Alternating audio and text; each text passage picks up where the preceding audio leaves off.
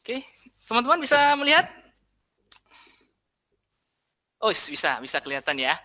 Full screen ya. Oke, teman-teman, terima kasih sudah bergabung. Walau persiapannya kurang maksimal karena begitu banyak pekerjaan dan aktivitas-aktivitas. Semoga kita bisa ada diskusi yang menyenangkan ya di sini. Baiklah, kita akan bahas satu theology of traveling. Teologi perjalanan. Menurut seorang Jogger Rieger itu, ini dia orangnya, kakek ini. Dia adalah seorang dosen dan juga seorang guru besar dari gereja baptis di Amerika.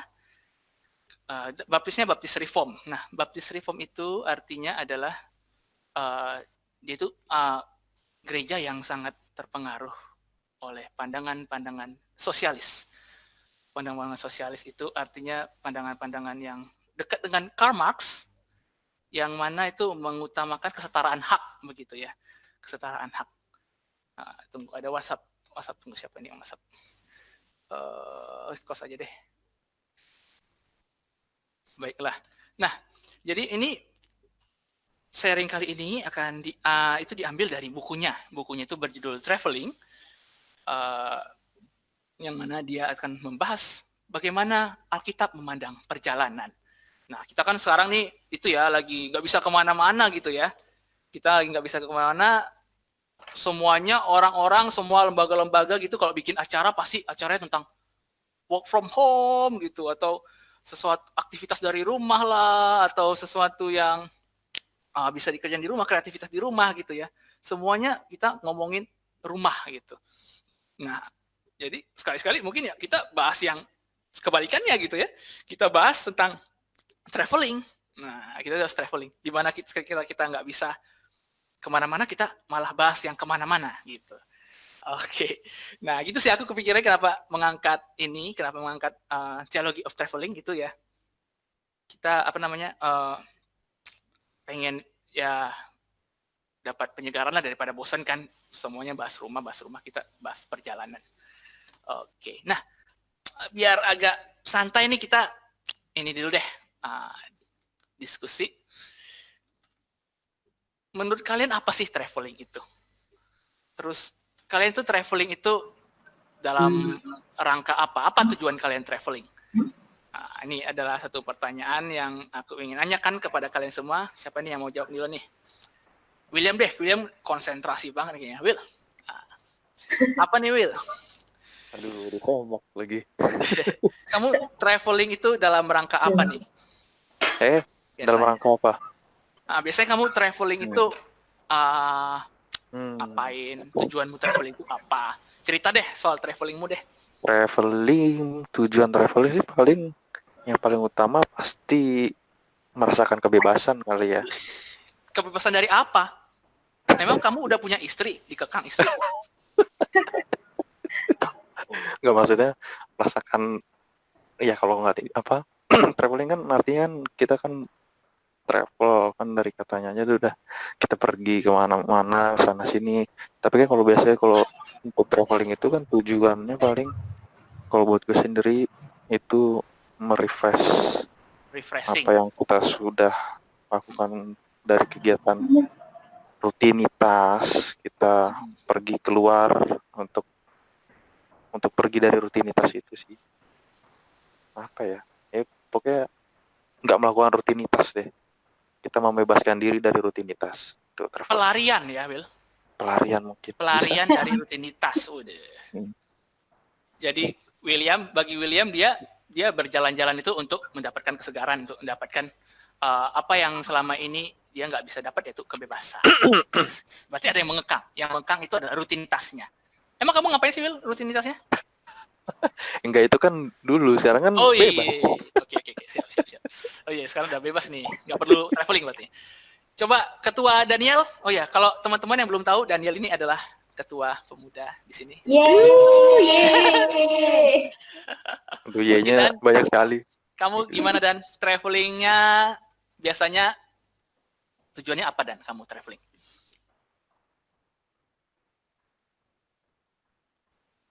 Unmute. Tolong di-unmute. Nah, soalnya aku nggak bisa nge-unmute nih. Harus kalian sendiri yang unmute. Harusnya tadi pakai bahasa isyarat. Oh, tadi satu orang doang yang bisa ngerti. Waduh. Traveling itu pasti bepergian keluar sih ya. Keluar. Kalau konteksnya mungkin ya melakukan sesuatu yang di luar biasanya. Kalau orang yang biasa traveling kan, orang yang kerja di travel kan pasti ya bukan travelnya ya oke. Lah, gimana? Udah aku bingung. Dia traveling itu pergi keluar sama kayak William. Iya itulah. Kamu dan Idem aja udah. Sama, yang jawaban beda apa? Coba nih kita tanya yang ahli traveling nih. Kita punya ahli traveling sebenarnya di sini. Kita punya 2 ahli traveling. Nah, Traveling itu. yang Tanya langsung yaitu aja. traveling sebagai aktualisasi diri. Sama satu lagi tuh traveling seorang traveler yang terpaksa karena kantor. Nah, ya kan? Coba Kak Marini sebagai traveler yang aktualisasi dirinya itu jalan-jalan gitu ya. Nah, coba dong cerita dong. Traveling itu apa nih? Tujuannya apa? Terus dapat apa sih? Traveling dapat apa sih sebenarnya? Kok hobi banget nih sampai rela resign job gitu ya ke Jepang, terus ke mana-mana gitu. Wah, tuh keren tuh. Coba deh cerita deh. Apa sih yang didapat?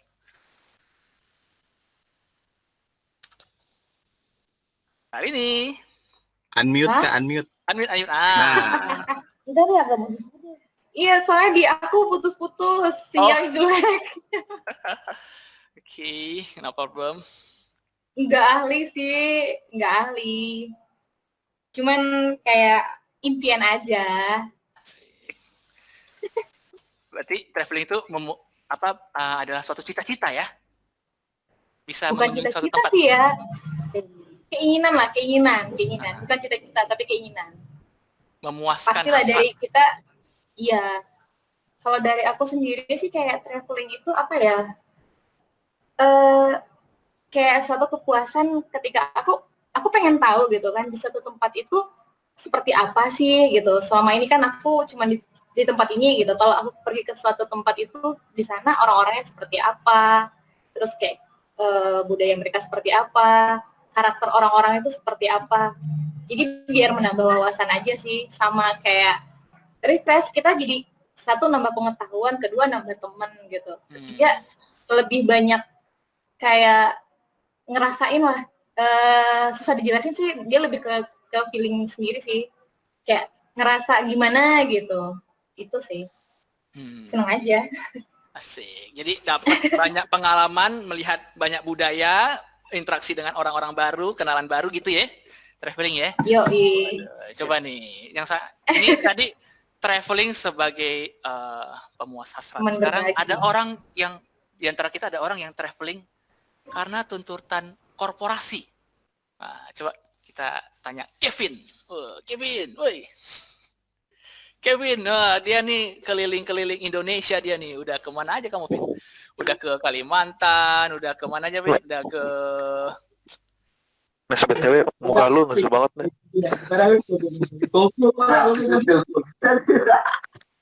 Nah, coba Vin, cerita Vin. Kamu kan sebenarnya jalan-jalan nih sebenarnya, walaupun dalam tujuan kerja gitu ya. Tapi kamu merasa itu traveling nggak sih? Traveling sih. Traveling kan juga. Kalau pas liburannya bisa kemana-mana. Di sela-sela bisa tetap pergi gitu ya? Iya. Kamu dapat apa kalau kayak gitu?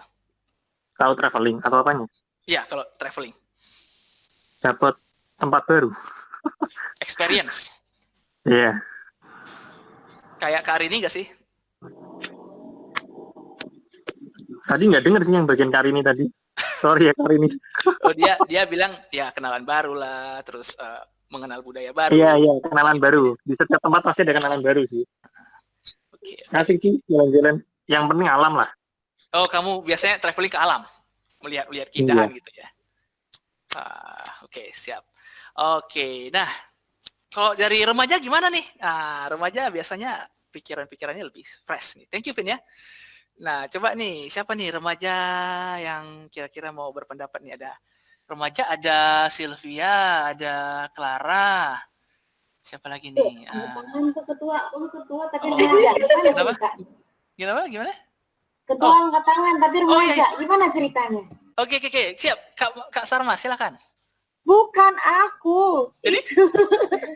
Apa? Deka. Oh, Kan kamu masih udah remaja. tapi dia angkat tangan. Jadi gimana dia ketua pemuda tapi remaja? Gimana ceritanya? Jiwanya remaja. Remaja itu kayaknya. Oh, membara. Tenang Itu Clara mau Clara. ngomong Dia itu, tuh Clara. bisa dari remaja ketuanya. Ih, gak apa-apa. Oke, coba Kak Clara nih kayaknya mau ngomong nih. Gimana Kak Clara sebagai remaja berprestasi? Asik. Gimana?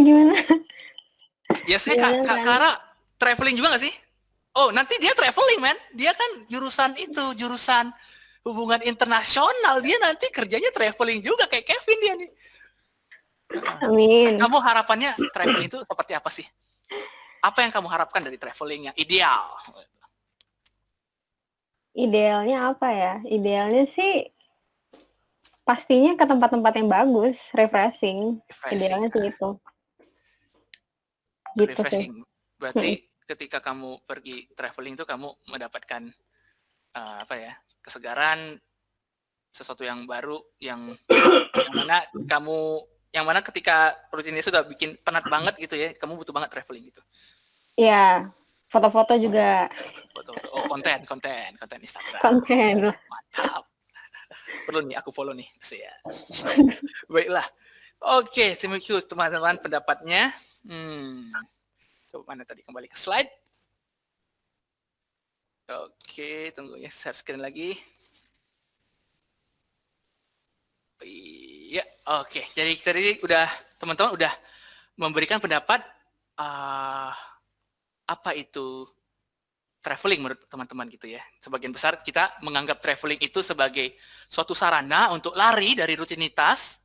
Rutinitas ini semacam pengganggu bagi kita ya, semacam momok gitu ya, monster gitu. Dan kita perlu traveling itu untuk mendapatkan sesuatu yang segar gitu.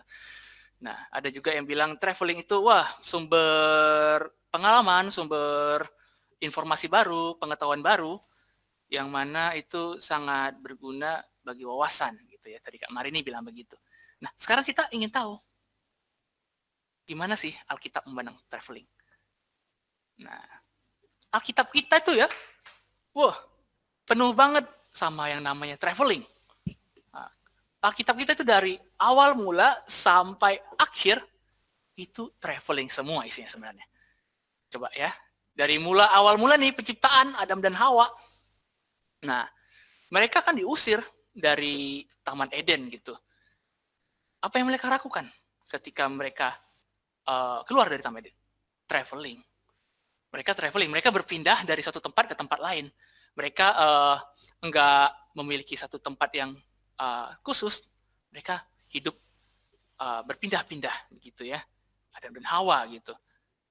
Lalu yang kedua itu ini siapa nih? Abraham. Abraham juga itu traveling. Dia udah punya rumah, di mana rumahnya Ur Kasdim. Terus Tuhan bilang, tinggalkan rumahmu, pergilah ke tanah yang aku janjikan kepadamu. Tuhan bilang begitu, dan jadilah dia seorang traveler dari Ur Kasdim menuju tanah Kanaan. Gitu ya, tanah Kanaan. Nah, ada lagi Musa. Musa ya, hidupnya juga traveling. Hidupnya juga penuh dengan traveling. Dia bersama dengan ribuan rakyat Israel. Dia bawa dari Mesir, tanah Mesir, hingga sampai ke dia nggak sampai ke Kanaan, tapi dia sampai ke 3/4 perjalanannya gitu. Hidupnya setengah hidupnya dia habiskan untuk traveling bersama dengan rakyat-rakyatnya, ya kan? Ada lagi setelah udah masyarakat Israel nih, udah punya kerajaan sendiri nih, masyarakat Yahudi udah punya kerajaan sendiri, mereka juga harus traveling ternyata. bangsa Babylon gitu ya. Bangsa Babylon tuh datang, terus mereka akhirnya harus berpindah dari tempatnya, dari tanah yang telah mereka miliki, dari kerajaan mereka, ke kerajaan Babylon.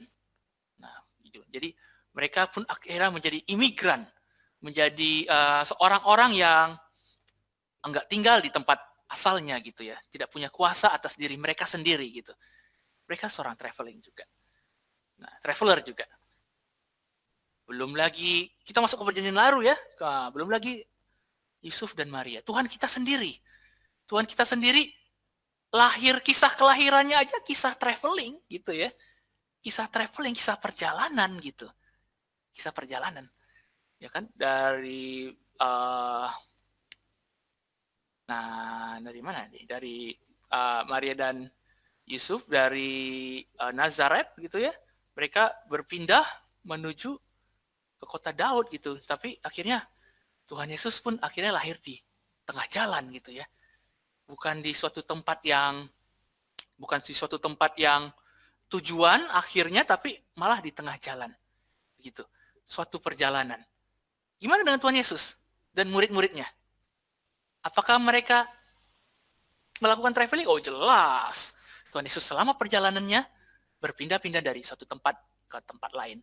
Selalu berada di dalam perjalanan gitu. Tidak, kita ingat ya, ada apa namanya? Ada apa namanya itu lagu burung memiliki sangkar. Liriknya gini nih, burung memiliki sangkar, serigala memiliki lubang, tetapi anak manusia tidak memiliki tempat untuk meletakkan kepalanya gitu ya.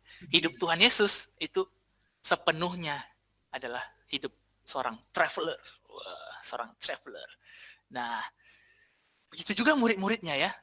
Murid-muridnya Tuhan Yesus itu setelah Tuhan Yesus naik yang kemarin kita rayakan, mereka menyebar. Ada yang sampai ke mana? Ke Yunani, Rasul Andreas sampai ke Yunani, ada yang sampai ke India, itu paling jauh itu Rasul Thomas sampai ke India, ada yang ke Siprus, ada yang ke mana lagi ya? Ke Afrika, Rasul Filipus, ada yang ke Roma, Paulus dan Petrus, semuanya melakukan traveling.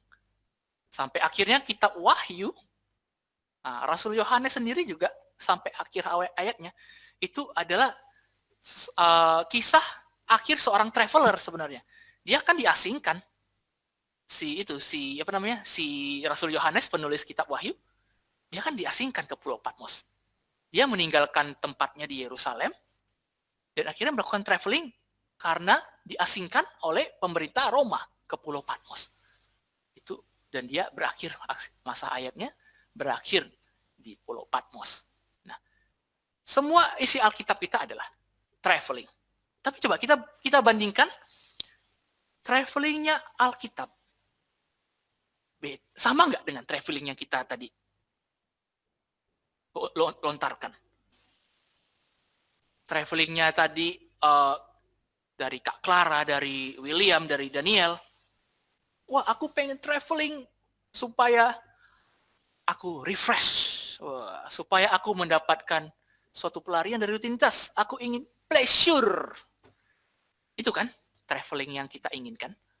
Coba kita bandingkan dari traveling-travelingnya para tokoh-tokoh Alkitab.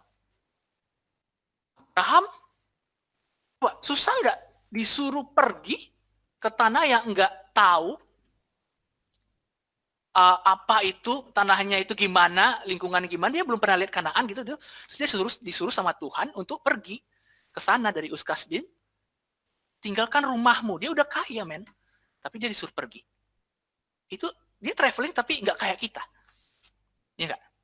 Dia traveling tapi travelingnya itu sulit, something hard. Gitu. Nah, Musa juga gitu. Coba, banyak orang mati dalam traveling dia. Hanya 2 orang, orang-orang yang ikut dia traveling, orang-orang yang ikut dalam perjalanan dia dari awal, itu enggak semuanya bisa masuk ke dalam Kanaan. Bahkan Musa sendiri enggak masuk kan ke dalam Kanaan. Cuma ada 2 kan, si Yosua sama satu lagi sama si Obed ya, si Obed atau Yobel ya? Kaleb. Kaleb, oh ya sorry, Kaleb. Sama Kaleb gitu ya, Yosua dan Kaleb gitu, yang bisa masuk ke dalam Kanaan. Sisanya meninggal di tengah jalan gitu.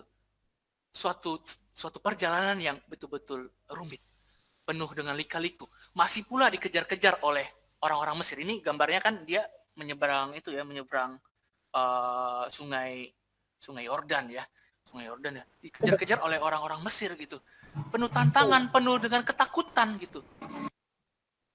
Kita traveling, apakah kita takut? Kita traveling, kita penuh dengan perhitungan. Kita traveling, kita sewa agensi, kita sewa apa namanya ya? Kita sewa jasa travel gitu ya. Kita inginkan safety dalam traveling kita. Berbeda sekali dengan zaman perjanjian lama ya. Nah, begitu juga Yusuf dan Maria travelingnya ini bukan sesuatu yang mengenakan, sampai terpaksa harus melahirkan di kandang. Nah, itu kan suatu hal yang waduh, sangat-sangat tidak nyaman gitu. Tuhan Yesus sudah punya, orang tua yang udah punya bisnis marble gitu ya. Tapi dia memilih untuk pergi. Begitu juga para rasul. Ada yang punya pekerjaan. Ada yang banyak udah punya kehidupan mapan. Ya, walaupun nggak kaya-kaya banget gitu. Tapi mereka memutuskan untuk pergi. Meninggalkan kemapaannya. Di zaman Alkitab, perjalanan traveling adalah hal yang sulit. Namun, justru di perjalanan yang sulit itu, iman terbentuk. Coba bayangkan, tadi Abraham, dia nggak tahu apa-apa tentang Kanaan. Tapi disuruh Tuhan, pergi ke sana, tinggalkan rumahnya, tinggalkan hartanya. Bawa sanak saudaranya. Dia nggak tahu apa yang terjadi di jalan. Ya kan? Dia nggak punya kuasa, dia hanya bawa harta seadanya. Dia hanya bawa harta seadanya, dan itu, dan dia serpak, dan dia terlatih dalam hal itu untuk berserah kepada Tuhan. Begitu juga dengan Musa. Dia cuma bawa sebuah tongkat, dia nggak bawa apa-apa gitu ya kan. Nah, perjalanan yang sulit, tapi justru di perjalanan yang sulit itu dia dan masyarakat Israel itu semakin terbentuk imannya untuk berserah kepada Tuhan, dan terbukti ya kan, Musa itu zamannya ketika dia pergi menuju Kanaan, Tuhan selalu menyertai. Dia selalu melihat bukti bahwa Tuhan menyertai. Tapi semua tokoh-tokoh Alkitab, walaupun mengalami perjalanan-perjalanan yang sulit, mereka tetap menggantungkan dirinya kepada Tuhan. Ya, mereka tetap menggantungkan kehidupannya terhadap maunya Tuhan, dan mereka ya pasrah aja gitu, nggak peduli. Ya mereka ya nggak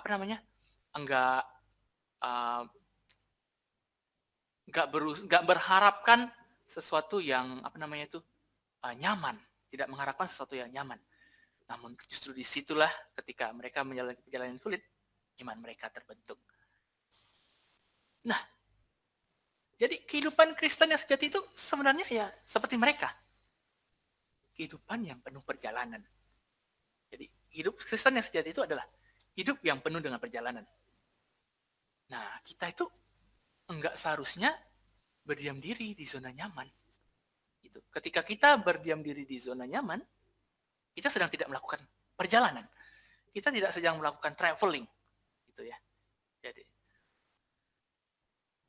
kenapa tuh? Karena ya seperti kata Pak Eras sering katakan juga ya, Pak Eras sering katakan, dan kita sering dengar juga, dunia ini bukan rumah kita. Coba kita baca Ibrani 13 ayat 12 sampai 14. Coba teman-teman yang satu orang dong, boleh membacakan untuk kita semua.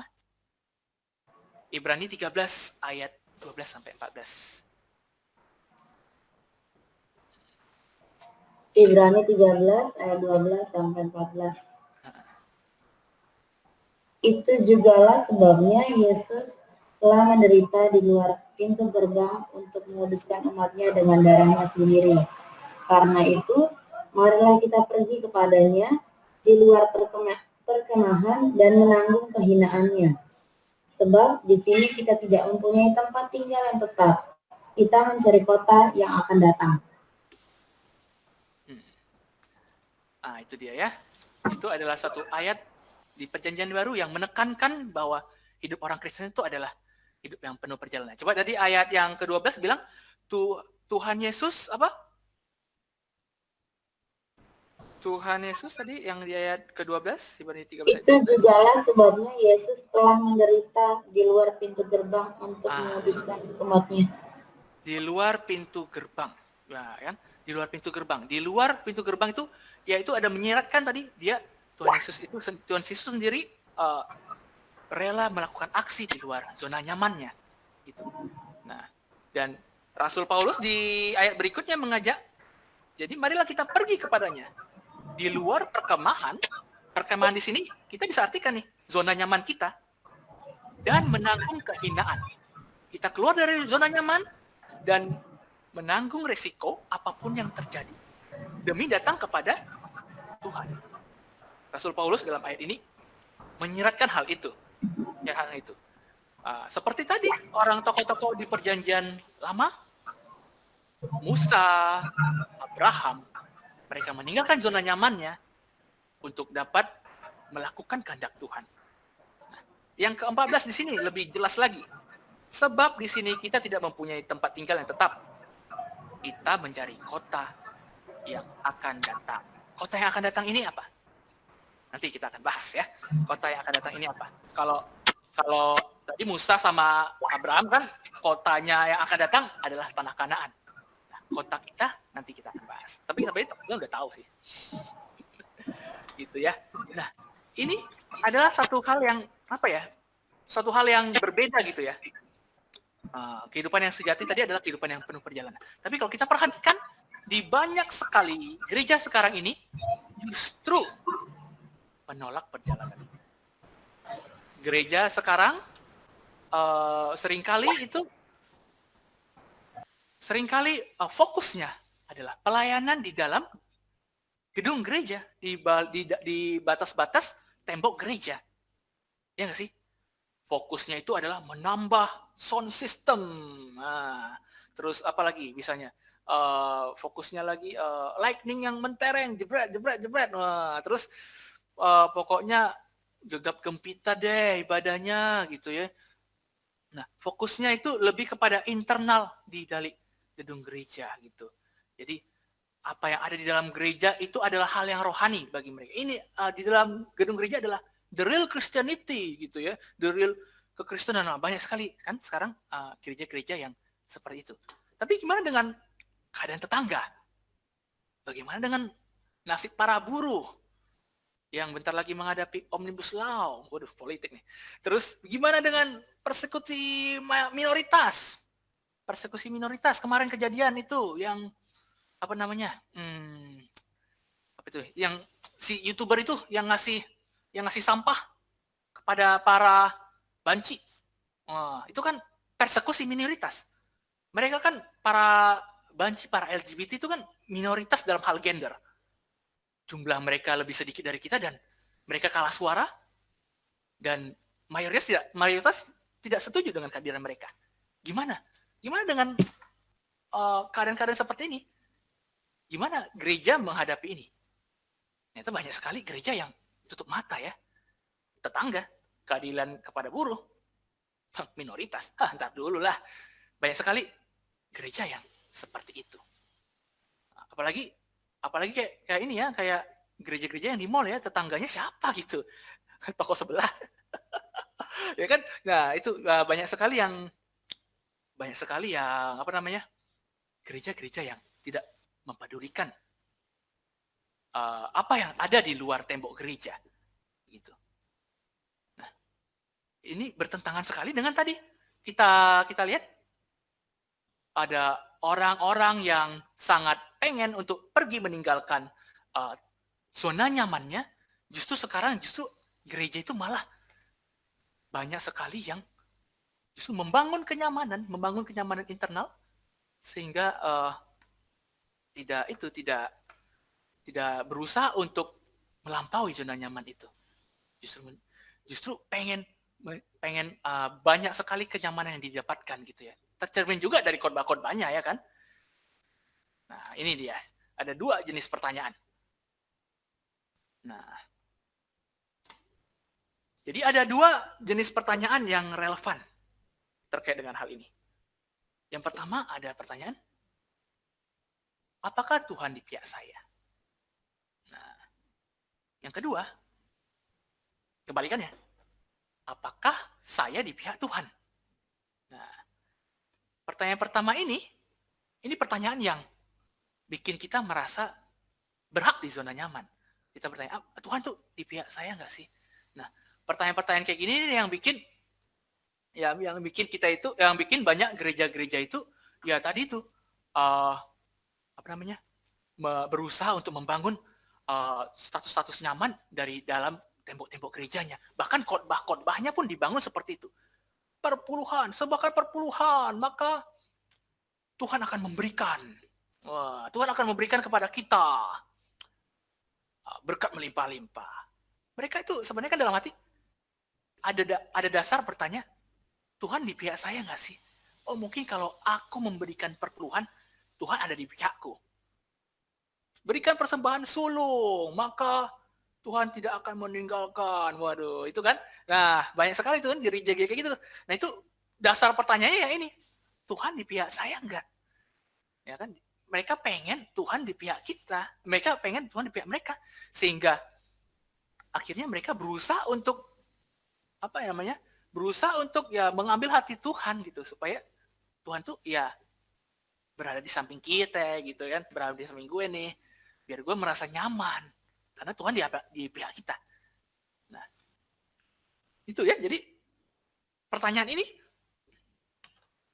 ini akan membawa kita kepada kondisi di mana kita itu pengen memaksa Tuhan mengikuti kehendak pribadi kita gitu ya. Nah, pertanyaan yang berlawanan, apakah Tuhan di pihak kita? Apakah kita di pihak Tuhan? Nah, ini adalah pertanyaan yang seharusnya menjadi pertanyaan kita sebagai orang Kristen. Nah, ini pertanyaan yang menguji. Apakah kita telah meneladani Kristus? Apakah kita telah rela meninggalkan zona nyaman kita demi maksud rencana Tuhan, demi apa yang Tuhan inginkan? Nah, ini pertanyaan seperti ini nih, apakah saya di pihak Tuhan? Itu akan mengantarkan kita untuk mengorbankan kepentingan pribadi kita untuk Tuhan. Nah, ya kan? Seperti ini kita itu sebenarnya banyak contoh di sekitar kita ya. Seperti banyak contoh di sekitar kita yang mana orang-orang yang meninggalkan zona-zona nyaman. Nah, misalnya contoh dari sekitar kita nih, Kak Sarma. Waduh, Kak Sarma nih. Cile. Kak Sarma kan dia corona nih ya. Tapi dia rela tuh pergi ke MAG. Untuk syuting apa kan namanya? Kids Corner. Kids Corner, acara sekolah minggu. Wah, itu kan. Dia udah nyaman bisa work from home gitu ya. Kadang-kadang nggak work from home juga sih ya kayak.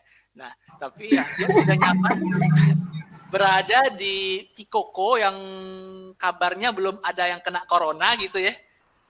Tapi dia rela meninggalkan zona nyaman itu demi bisa berpartisipasi pada kemajuan anak sekolah minggu gitu ya. Demi ibadah-ibadah anak sekolah minggu gitu. Nah, kayak gitu-gitu tuh adalah suatu tindakan-tindakan kecil. Cara-cara kita dalam hal melampaui zona-zona nyaman kita. Dan memang seharusnya seperti itulah. Seperti itulah yang namanya kehidupan sejati orang Kristen bertanya, apakah kita di pihak Tuhan? Apakah kita akan harus menguji apakah kita telah meneladani Kristus? Apakah kita rela seperti Bapak Abraham? Apakah kita rela meninggalkan zona nyaman kita seperti Musa untuk bisa melakukan apa yang Tuhan mau. Gitu. Tuhan mau. Nah, akan masuk nih. Jadi sebenarnya ada 3 tuh, ada 3 jenis traveler. Nah, kalau kita lihat, aduh ini lupa dianimasiin. Nyempil 1.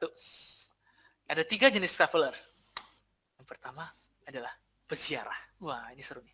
Nah, peziarah ini adalah suatu tindakan, ada suatu jenis traveler yang dia itu rela meninggalkan rumah demi mendapatkan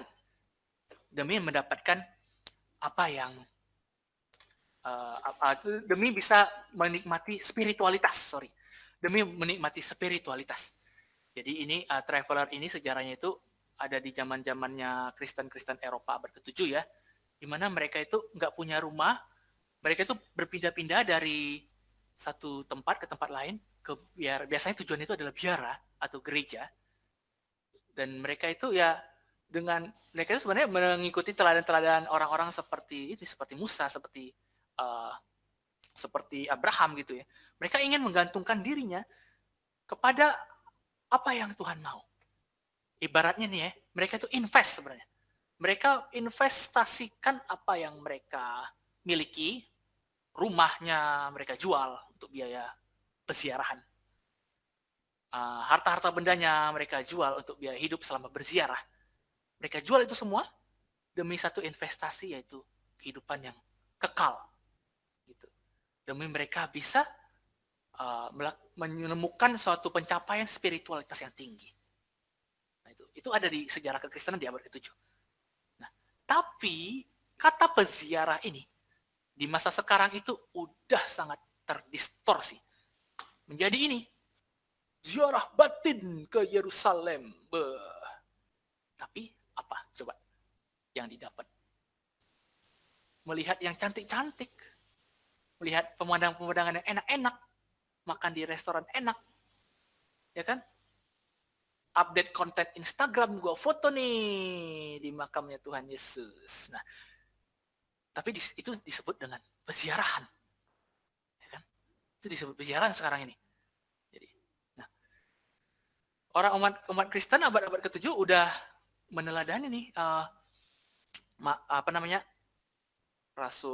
para rasul, para bapak-bapak Abraham dan Musa, tapi kemudian modernitas mendistorsinya menjadi suatu wisata nggak beda dengan turisme, ya kan? Nggak beda dengan, jadi peziarahan sekarang udah nggak ada bedanya lagi sama kita jalan-jalan mau ke situ Bundo lah, atau mau ke Singapura yang dikunjungin mall-mall gitu ya.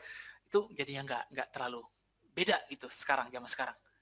Nah, terus ada lagi, nah ini gelandangan. Wah, ini juga suatu traveler ya, satu jenis traveler gitu. Gelandangan. Nah, di mana mereka kan memang nggak punya rumah. Mereka bisa tidur di jalan. Mereka berpindah dari satu titik ke titik lain gitu ya. Hidup mereka itu sangat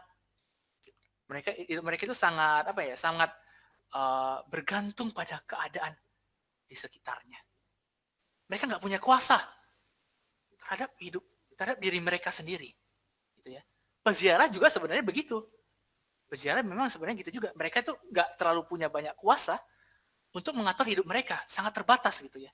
Gelandangan lebih lagi. Dan mereka biasanya mengerjakan apapun, nyemir sepatu lah, mereka melakukan pekerjaan-pekerjaan kasar, jadi buruh angkut lah, minta-minta lah, gitu ya. Jadi mereka ini betul-betul tidak memiliki kuasa atas diri sendiri, dan ya, tapi mereka bedanya dengan peziarah itu, walaupun sama-sama tidak punya tempat tinggal, tujuan mereka itu bukan suatu hal yang rohani. Kesuksesan bagi orang gelandangan ya pokoknya bisa hidup aja. Kalau peziarah ini salah satunya itu adalah mereka tujuannya itu adalah puncak tertinggi dari piramida Maslow, aktualisasi diri, spiritualitas gitu. Tapi kalau gelandangan itu dia malah walaupun sama-sama tidak punya rumah, tapi apa yang mereka ingin capai adalah yang di bawah. yang di bawah banget itu. Pokoknya mereka bisa hidup gitu ya. Nah, dan yang ketiga, turisme, travel. Nah inilah yang mana kita kita sering kita tadi sering-seringkan ya kepada sesama lain gitu.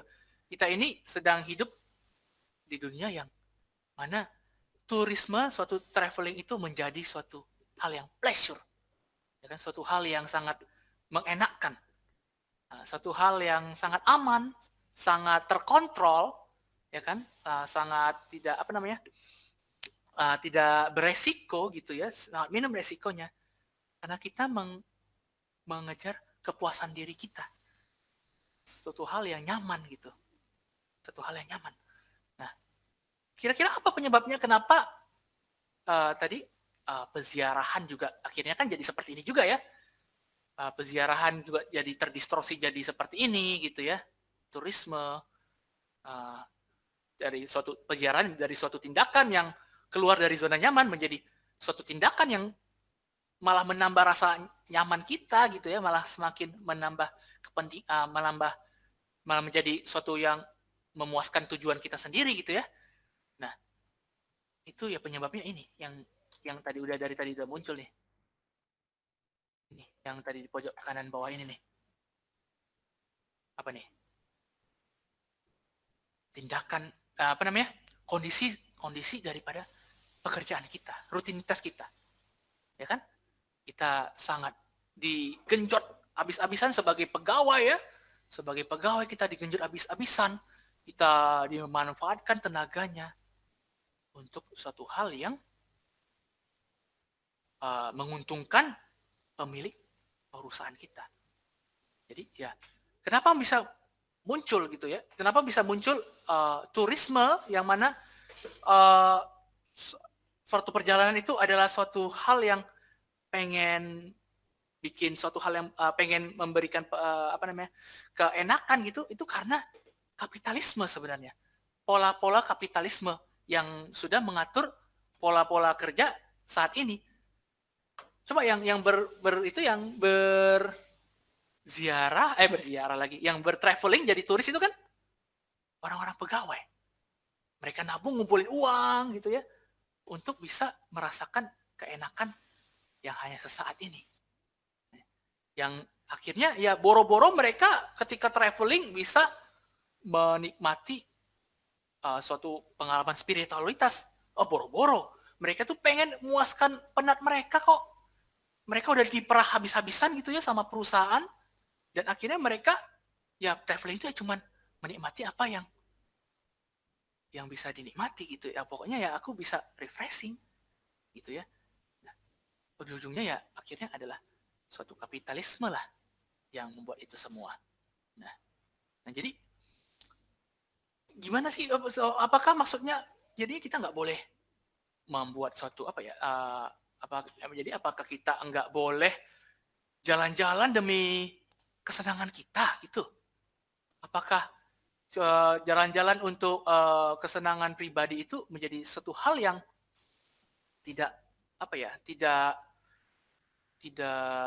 boleh dilakukan oleh umat Kristen demi mengejar sesuatu yang Kristen sejati, apa seperti itu? Oh, bukan seperti itu. Jadi kita ya tentu saja tetap diperkenankan untuk jalan-jalan untuk melepas penat gitu ya. Tapi kita harus ingat tadi prinsip-prinsip Kristen yang sejati tadi, bahwa kita tidak boleh terjebak di zona nyaman. Kita coba ambil deh teladan dari Pak Eras. Pak Eras itu coba, apakah dia mengutamakan jalan-jalan? Dia coba setahun itu paling cuman libur. Wah, setahun mungkin bisa nggak libur dia. Kayaknya dia tuh tahun lalu itu dia ambil cuti seminggu itu setelah 3 tahun nggak libur deh kayaknya. Coba kita tanya Kak Nael. Kak Nael ada nggak? Udah pergi Kak Nael. Kak Nael kan orang, oh ada nih Kak Nael. Kak Nael, bener nggak Kak Nael? Pak Eras itu kalau itu dia jarang banget libur ya? Liburan gitu? Iya. Iya kan? Iya. Iya apa? Iya benar. Iya aja dulu biar kelar. Nah, jadi kan kadang-kadang kan orang itu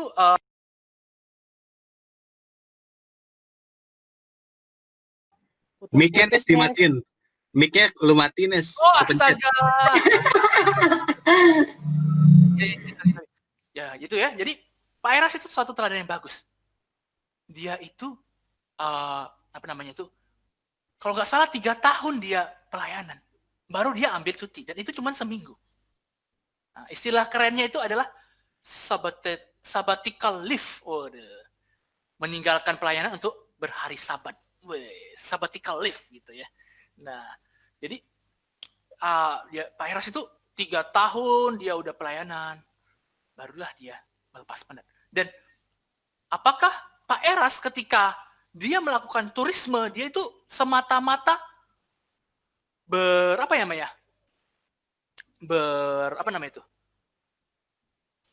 berfokus kepada kenikmatan dirinya. Nah, dia itu pernah cerita tuh, aku ingat banget tuh, dia pernah cerita ketika Pak Eras itu pergi, dia itu sering berinteraksi dengan banyak orang, ya kan? Dia berinteraksi dengan banyak orang dan dia itu justru lebih fokus kepada orang-orang yang dia ajak berinteraksi daripada apa yang menyenangkan dari liburan dia gitu.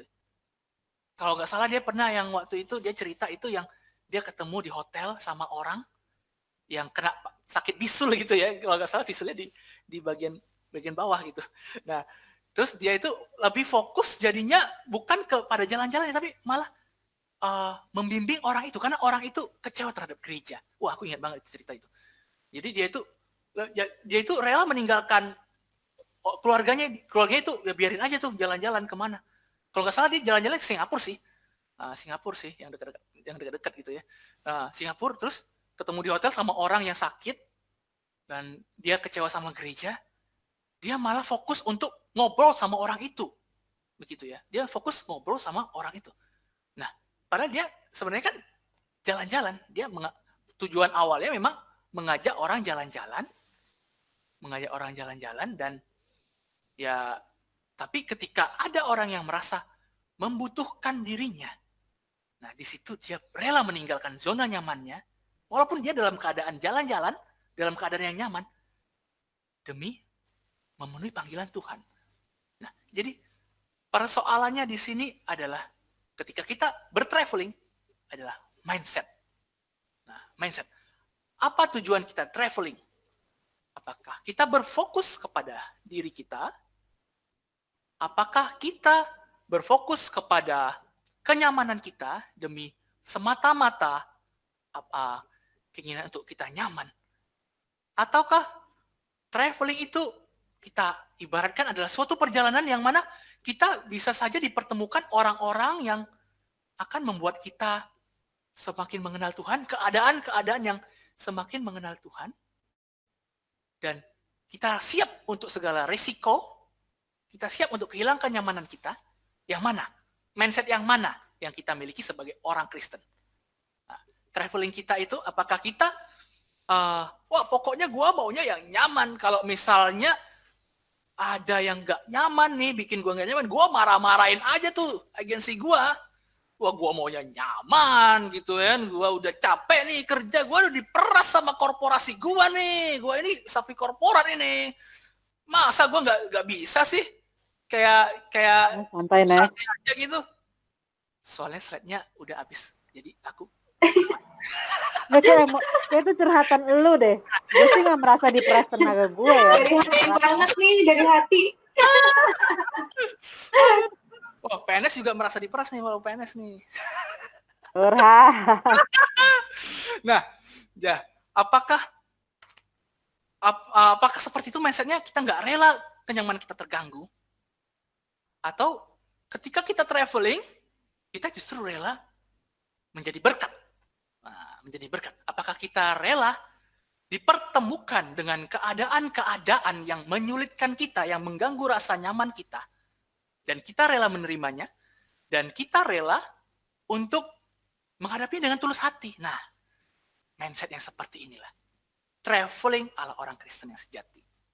Nah, ketika kita berfokus kepada diri kita, hanya kepada apa yang kita ingin penuhi, yaitu pleasure tadi. Wah, kita itu sebenarnya adalah hanya orang-orang yang terjebak di zona nyaman kita aja gitu ya. Dan pengen menambah-nambah lagi zona nyaman kita. Nah, gitu. Nah, dan lebih baik lagi kita seperti si peziarah ini. Kita traveling memang untuk melihat keadaan dunia yang sebenarnya. Ini level yang lebih tinggi lagi ya. Ini dan kayaknya nggak semua orang bisa mencapai ini. Nah, Pak Era sendiri karena ada banyak pelayanan ya, aku rasa juga dia masih entar aja deh kayak gitu. Traveling yang kayak gitu tuh kita melihat. Ada nggak sih coba orang yang traveling demi melihat kondisi sosial yang berantakan? Contoh nyata, Nas Daily. Tahu nggak Nas Daily? Pasti tahu kan? Enggak tahu? Nas Daily nggak tahu. Seriusan nggak tahu Nas Daily? Nggak tahu beneran. Beneran nggak tahu Nas Daily yang orang Arab itu loh? Nggak tahu. Seriusan? Aku buka. Nggak tahu. Gue taunya Lee Min Ho, Lee Dong Wook. Kak Clara nih, tahu nih Kak Clara pasti. Dia kan orang hubungan internasional. Ini loh. Ini aku tunjukin nih. Suara doang ya? Kalian nggak videonya?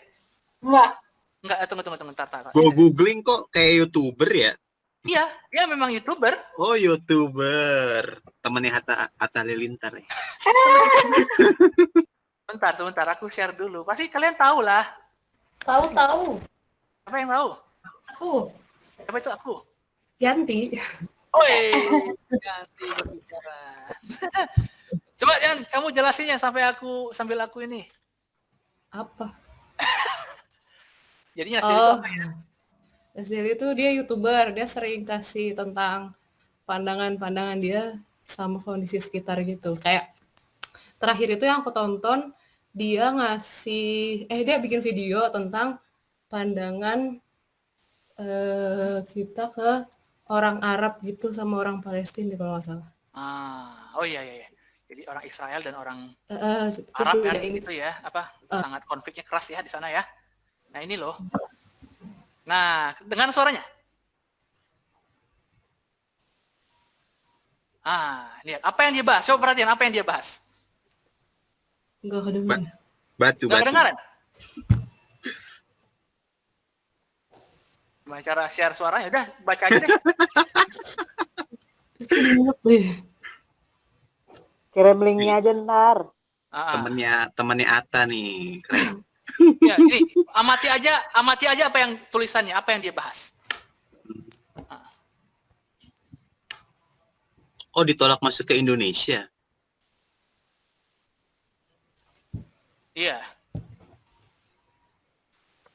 Alasannya apa ya? Apa ya alasannya, Yan? Alasan apa? Kenapa dia ditolak di Indonesia, Yan? Aku aja nggak tahu dia mau ke Indonesia. Oh, Israel. Ya, karena dia warga Israel. Oh iya. Nah, iya. Oh, aku doang yang dengar suaranya ya. Oh, jadi itulah ya. Jadi dia ini si Nas Daily ini, Nuser Yassin ya. Dia ini orang yang mengabdikan dirinya untuk kegiatan sosial, yaitu ya mengabadikan keadaan-keadaan lingkungan. Nah, mengabadikan keadaan-keadaan lingkungan, dan fokusnya kenapa dia mengabadikan keadaan-keadaan lingkungan real?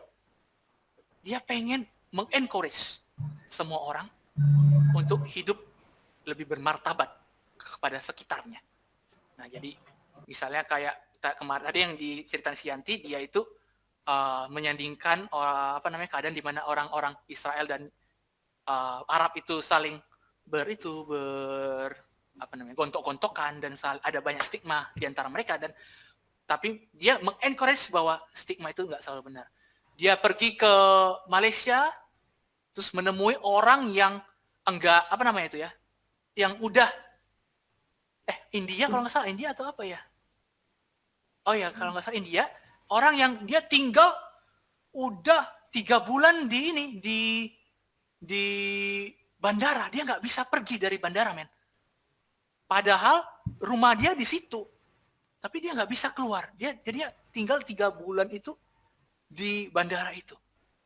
Nah dia datangin itu orang dan dia encourage masyarakat untuk nyumbang, dan gara-gara video dia itu orang-orang Kanada tergugah untuk menampung si orang India ini supaya dia bisa hidup di luar bandara. Jadi akhirnya dia jadi warga negara Kanada, si orang India ini. Nah, jadi ini orang-orang seperti Nas Daily ini, dia itu adalah orang-orang yang bisa dibilang peziarah di zaman modern ini, the real peziarah. Dia pergi untuk melihat keadaan-keadaan sekitar dan menggunakan apa yang ia ketahui itu untuk mendatangkan kebaikan kepada banyak orang.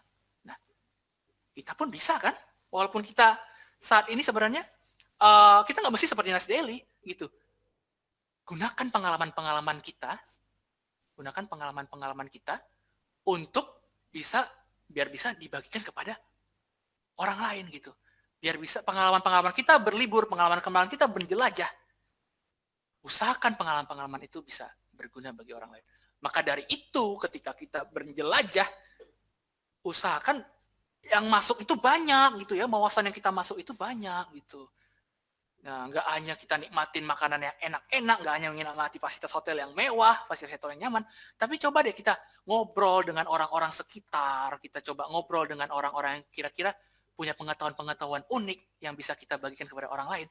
Kita fokus kepada bagaimana liburan kita itu bisa bermanfaat bagi orang lain begitu kita kembali ke tempat asal kita. Itu. Apakah itu meninggalkan zona nyaman? Oh iya, jelas itu meninggalkan zona nyaman. Seharusnya kita bisa lebih maksimal memenuhi keenakan kita, ya kan? Tapi kita akhirnya rela meluangkan waktu yang seharusnya itu enak. Tapi itu demi bisa mendapatkan apa yang bisa kita bagikan kepada orang lain.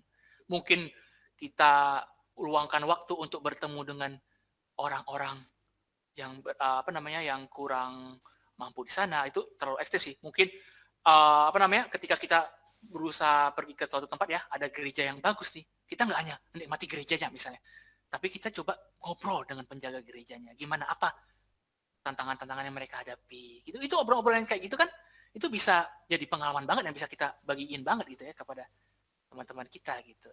Ketika kita misalnya restoran gitu ya, kita masuk ke restoran, kita coba ngobrol dengan mereka, coba, atau mungkin kita rela untuk mencari restoran yang sepi, demi kita bisa ngobrol tantangan, kan mereka pasti lebih tahu tantangan industri konsumsi ya, industri konsumsi.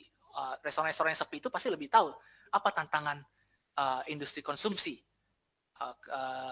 di dunia ini gitu, daripada restoran yang ramai memang mereka udah tantangannya lebih sedikit gitu. Nah itu kan ngobrol-ngobrolan seperti itu kan kita bisa manfaatkan kepada orang lain dan kita bisa encourage orang itu tersebut gitu ya. Nah oke, aku mau share scene lagi nih, terakhir mana nih, tunggu ya, belum.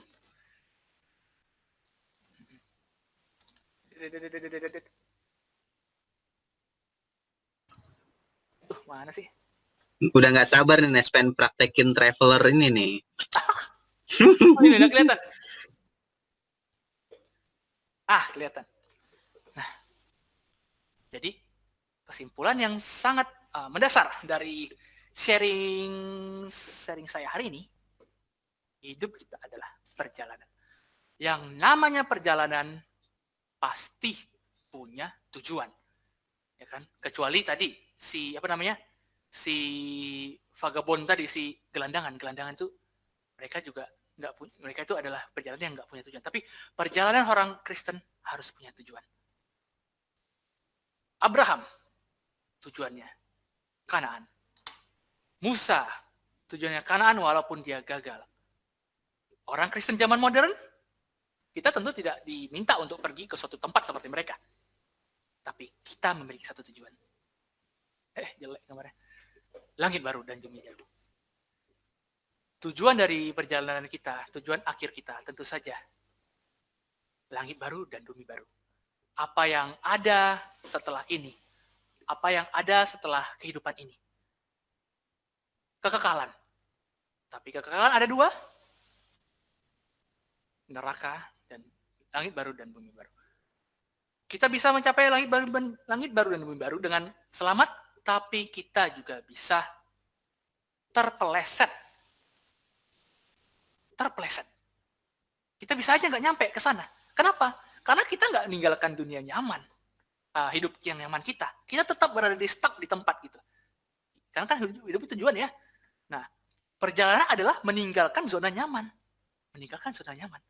Dan ketika kita berusaha untuk tetap di zona nyaman, kita nggak kemana-mana, men. Kita nggak akan sampai ke langit baru dan dunia baru. Jadi ya, saat ini di masa-masa corona, di mana perjalanan fisik itu enggak memungkinkan, kita tetap bisa keluar dari zona nyaman. Gimana tuh caranya?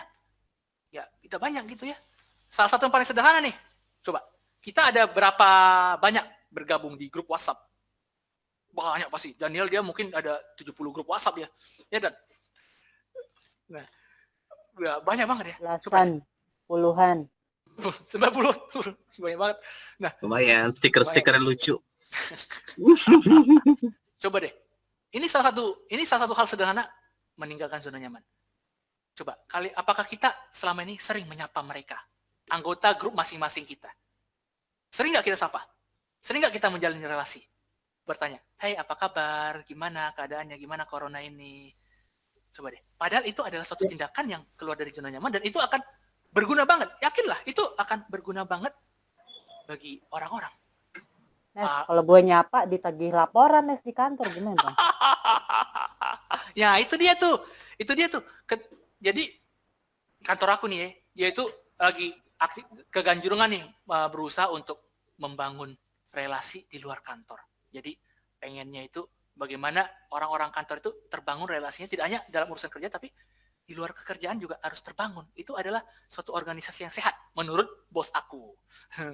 Jadi ya ketika Kak Rini nih berusaha untuk menyapa teman-teman, bukan urusan kantor gitu ya. Bawahan Kak Rini, Pak Rini kan kepala sekolah. Nah, jadi ketika Kak Rini menyapa, gimana keluarga gitu-gitu, yakinlah. Bye. Orang-orang itu terhibur. Orang-orang itu pasti terhibur. Orang-orang pasti terhibur. Ketika kita menyapa. Gue pernah nyoba ke murid gue, terus dia deg-degan, Bu. Saya perasaan udah kumpulin tugas, saya cuma tanya kamu sehat enggak. Nah itu kan gara-gara baru pertama kali kan. Nah baru pertama kali. Ya makanya ketika pertama kali ya ketika diperlancar gitu ya, maksudnya ketika baru pertama kali nanya kan dia takut tuh. Kita ya ngobrol aja santai gitu kan, pasti dia nggak takut lagi lah, yakin lah nggak takut. Itu ada teorinya tuh di kampus. Oke. Nah, coba sharing-sharing deh mungkin ya. Kira-kira di masa-masa ini kalian punya ide apa nih untuk keluar dari zona nyaman?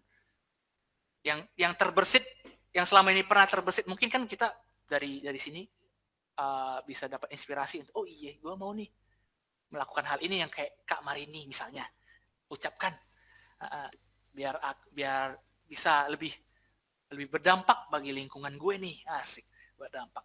Nah, coba ada yang mau sharing mungkin kira-kira ide apa nih? Kayak tadi kan aku udah cerita, mungkin menyapa dengan hal kecil, menyapa orang-orang di grup, ajak ngobrol gitu ya. Keluarga-keluarga jauh yang jarang banget kita hubungi, kita coba hubungi, kita dekatkan diri. Wah itu betul, itu aku yakin itu bikin apa namanya? Ada perasaan diperhatikan jelas. Karena ya masa-masa corona ini kan banyak orang yang takut gitu ya. Ketika kita memberikan perhatian itu sedikit melegakan gitu ya, melegakan. Kayak aku datang ke tempat Kak Mari ini dia lega banget tuh, soalnya aku bantuin pajak sih. Kita bantuin lagi. Oke, coba ada yang mau cerita Kak Nael? Kak Nael deh. Kak Nael nih banyak dia insight nih, dia pengkhotbah juga soalnya. Ayo Kak Nael sharing Kak. Kira-kira apa nih Kak yang keluar dari zona nyaman? Asik. Keluar dari zona nyaman. Asik. Apa nih, Kak? Aduh. Nih, video gua nggak bisa nih, nggak tahu kenapa dari tadi nih ya. Jadi cuma foto doang ini ya. Ya, Kak, nggak ada yang nganggap sombong kok, Kak. Kan Nail yang baik. Asik. Iya. Bang Nail lagi Ini gaptek. Gak ada yang pengen lihat. Parah banget ini. Di laptop gua nggak mau connect kameranya, nggak ngerti lah.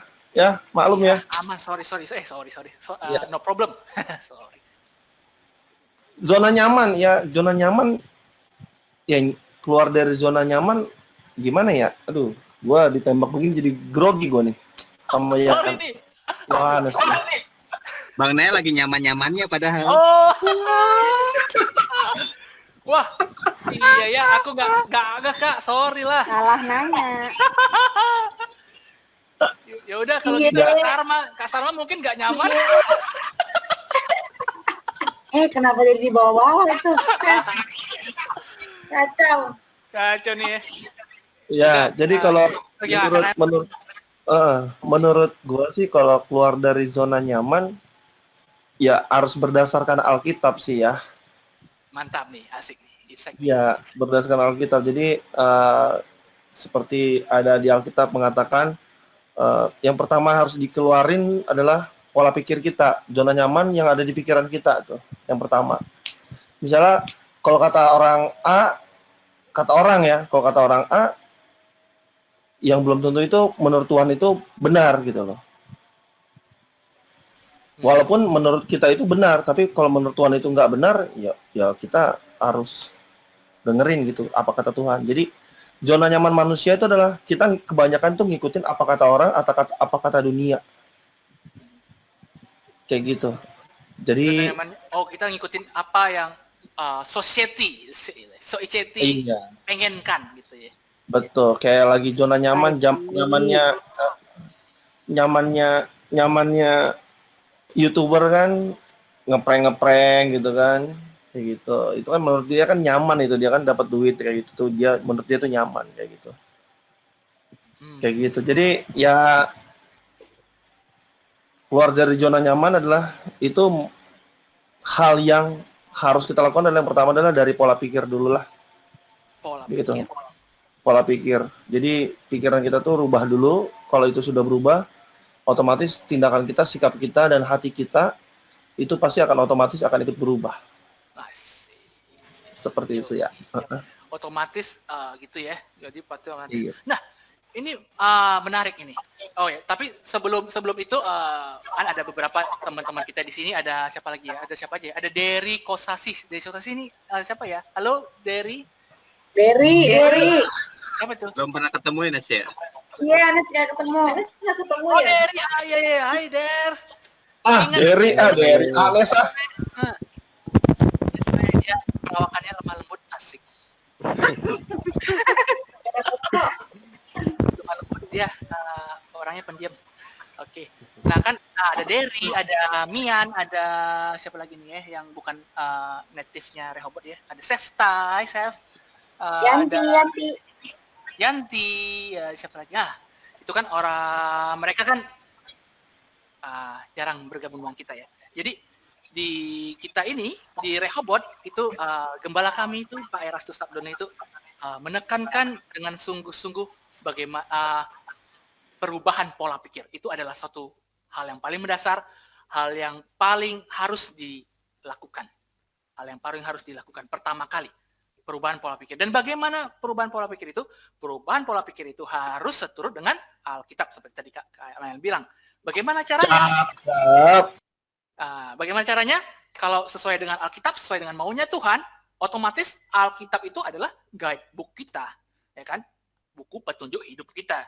Nah, gimana caranya kalau kita mau jadi seturut kehendak Tuhan kalau kita enggak baca tuh guidebooknya? Nah, jadi yang paling pertama adalah memiliki waktu luang bersama Tuhan setiap hari minimal 30 menit, kata Pak Erastus Sabdono, untuk menikmati firman Tuhan. Nah, untuk menikmati firman Tuhan dalam kehidupan kita. Nah, dari situ tuh itu rema tuh banyak tuh dari firman tuh. Nah, rema itu mengisi pikiran kita, mengisi alam bawah sadar kita, lama-lama pola pikir kita itu berubah. Nah, berubah dari ya itu dia dan tentu saja harus disokong dengan lingkungan. Nah, nggak cukup kita berdiri sendiri gitu, nggak cukup kita hanya baca firman sendiri. Lingkungan sangat menentukan. Pergaulan yang buruk merusak kebiasaan yang baik. Kita baca Alkitab sering-sering, kita saat teduhnya kuat, tapi lingkungan kita narkobaan, waduh, ya hilang deh itu semua. Pasti kita terpengaruh, ya kan? Nah, jadinya ya lingkungan apa namanya ini? Lingkungan gereja. Nah, lingkungan gereja yang baik tentu saja ya. Karena ada gereja nggak baik. Nah, lingkungan gereja itu harus kita betul-betul pilih.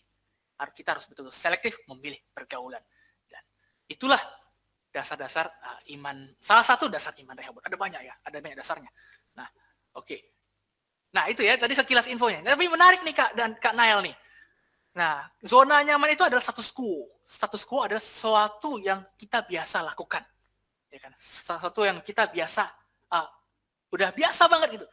Kita nanti bisa aja pola pikir kita tuh udah biasa banget seperti Tuhan. Seperti Tuhan. Seperti ya pola pikirnya Alkitabiah gitu ya. Kita udah moralnya udah bagus. Kehendak Tuhan itu udah kita lakukan gitu ya. Maksudnya ya kehendak Tuhan yang selama ini kita mungkin pelayanan gitu ya. Nah, status quo itu kan nanti suatu saat akan jadi status quo gitu ya. Kebaikan-kebaikan moral yang kita lakukan gitu. Nah, pelayanan-pelayanan kita dan bagaimana pola pikir kita itu bisa jadi status quo. Ketika kita sudah mencapai status quo, sekalipun itu adalah sudah sesuai dengan kehendak Tuhan, kita mesti wajib banget meninggalkan zona nyaman itu untuk level yang lebih tinggi. Itu ya. Kalau misalnya tadi kita kaitkan dengan tadi si Jorge, siapa sih namanya? Jorge Riegel, susah namanya. Jorge Rizal, ya kan? Apapun status quo, apapun status nyaman kita, sekalipun itu adalah hal yang baik. Hal yang baik menurut Alkitabiah itu ya. Kita harus tinggalkan untuk mencapai sesuatu pencapaian yang lebih tinggi lagi, status pencapaian spiritual yang lebih tinggi lagi. Ya, ketika kita misalnya nih udah baik hati ke semua orang gitu ya. Kita harus lebih peka lagi terhadap kebutuhan dunia. Ya, kebutuhan orang-orang sekitar kita. Misalnya kita udah bagus banget nih. Misalnya kita lagi berusaha banget nih, struggle nih memperbaiki hubungan kita di keluarga nih, misalnya. Ya kan, sebagai panggilan hidup kita pengen mengeratkan keluarga. Itu udah bagus nih, udah bagus. Kita wajib banget gak harus berhenti di situ.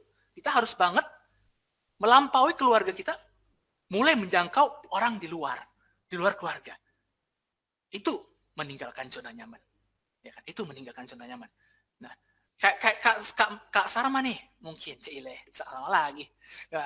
Nah, udah mapan nih ya kan, dia udah keluar dari zona nyaman nih, dia pelayanan di MHG. Ya kan? Dia pelayan di MHG. Nah, udah misalnya nanti suatu saat dia udah mapan banget dengan pelayanan di MHG-nya, udah jago banget lah, udah memberkati banget lah gitu ya. Anak-anak sangat terberkati. Nah, Kak Sarma mulai mencari pengembangan dari pelayanan itu. Ya kan? Mulai menjangkau anak-anak yang berkebutuhan khusus. Nah, ini kan suatu pengembangan. Nah, bisa nanti kerjasama sama Mian. Nah, kan si Mian mana Mian? Ada nggak si Mian? Nah, misalnya gitu ya kan? Nah, seperti itu contohnya. Nah, kita yang tahu status quo itu seperti apa. Kita yang tahu masing-masing. Dan kita wajib banget untuk meninggalkan status quo kita, untuk meninggalkan zona nyaman kita.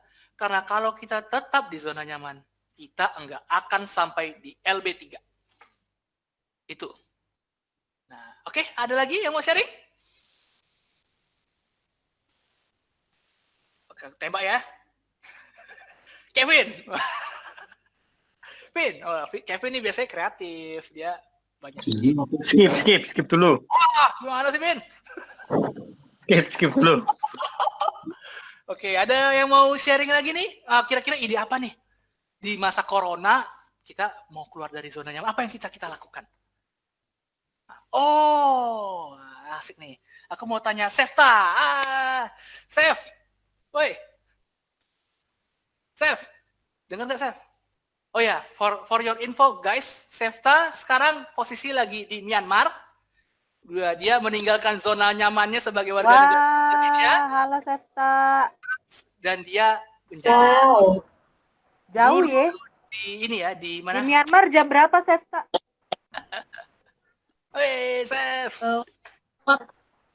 Setengah jam, Kak. Telat setengah jam doang sih bedanya. Oh. Sekarang jam 9 di sana ya. Di sana takbiran nggak? Di 10 lah. Setengah 10 lah, di sini kan jam 9 kurang. Oh, berarti aku tengah 9, Mbak. Oh, Kak. setengah 9. Oh, mundur setengah jam. Ya. Mundur lebih telat. Sef, cerita dong.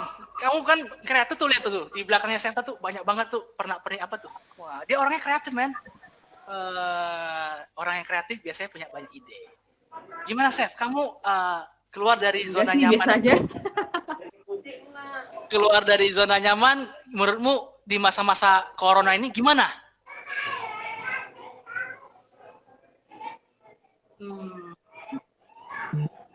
Wah, ini suara kita delay setengah jam juga nih di sana.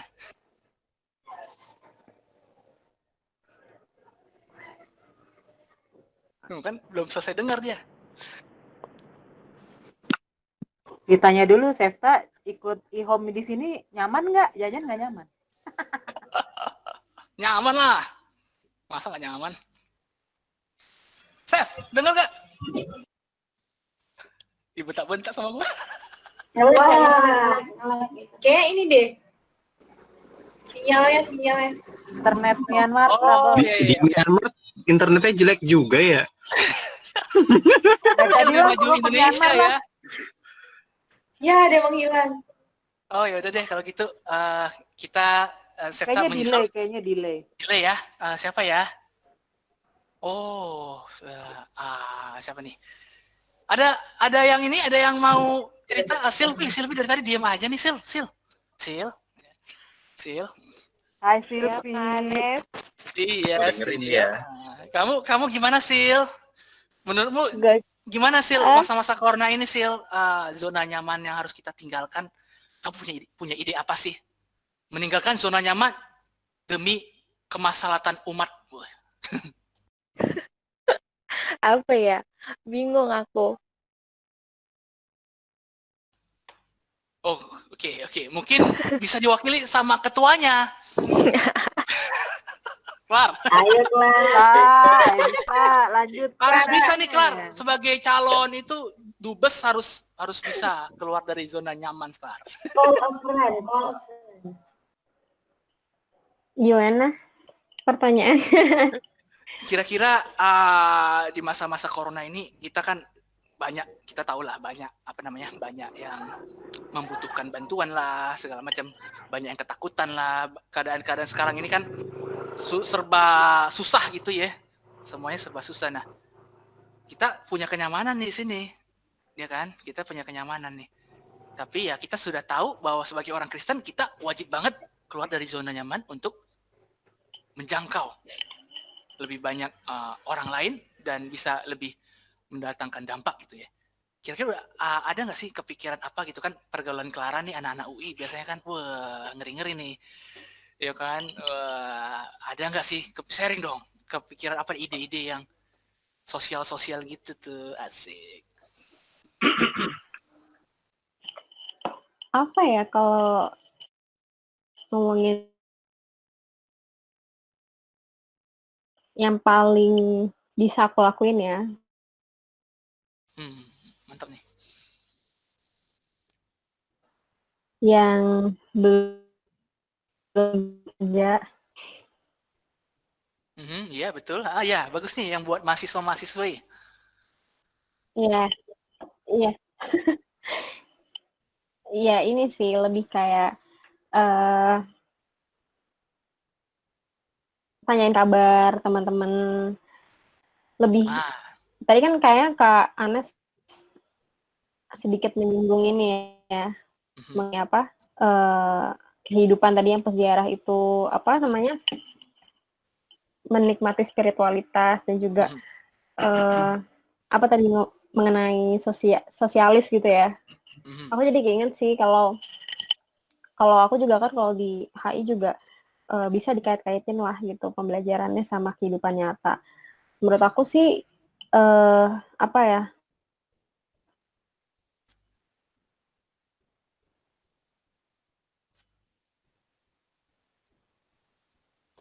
Lagi hebohnya sama, bukan heboh sih, viral, bukan viral. Apa ya, fokusnya orang ke apa namanya?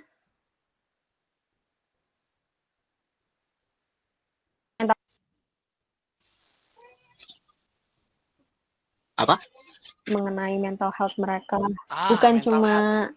memikirkan, tapi mental health juga kan. Jadi ya mungkin itu sih salah satunya yang bisa aku lakukan, kayak nanyain kabar, terus share hal-hal yang positif sih di tengah-tengah corona ini.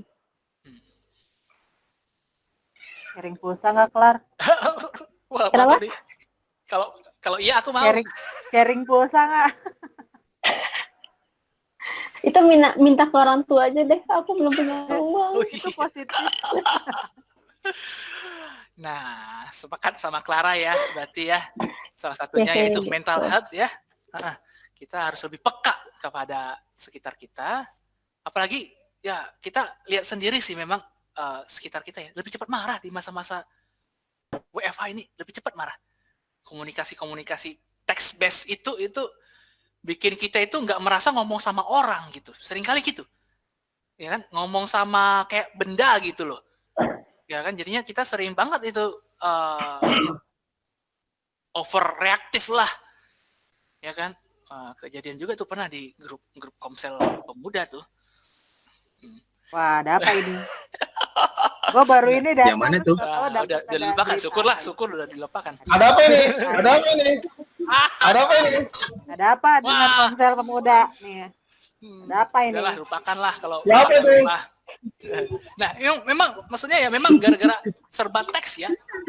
Komunikasi serba teks, kita itu ya nggak lihat orangnya, nggak merasakan kehangatan tubuh lawan bicara kita, Cile. Nah, itu bikin kita nggak kayak ngobrol sama orang. Jadinya ya kita ya marah ya bodoh amat gitu. Ya, kayak kita balas-balasan komen, maki-makian komen di Facebook, di Instagram gitu ya bodoh amat, kita nggak kenal orangnya kan. Gitu ya, sama aja gitu.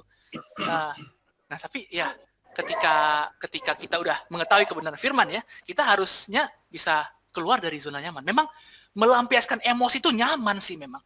Melampiaskan emosi, kita pengen emosi, kita labrak gitu memang nyaman gitu. Tapi sebagai orang yang santai nih, Anes lagi emosi kayaknya. Gue rasa lu yang lagi emosi dari tadi. Nah ini ya gara-gara gak temu langsung jadinya emosinya nggak terkontrol. Nah, kita harus ya meninggalkan zona nyaman. Seharusnya kita pengen labrak, kita harus bisa tahan. Menahan ego itu ya, itu salah satu meninggalkan zona nyaman. Ya kan? Ketika kita menahan ego, kita selama ini, ego kita itu kita lampiasin terus tuh. Akhirnya komunikasi di kantor jadi nggak harmonis gitu, kantor jadi nggak sehat. Nah, kita berusaha untuk di situ menjaga. Nah, itu termasuk salah satu keluar dari zona nyaman di zaman-zaman sosial yang text based ini. Nanti ketika kita sudah berhasil menguasai diri kita bisa meningkatkan lagi.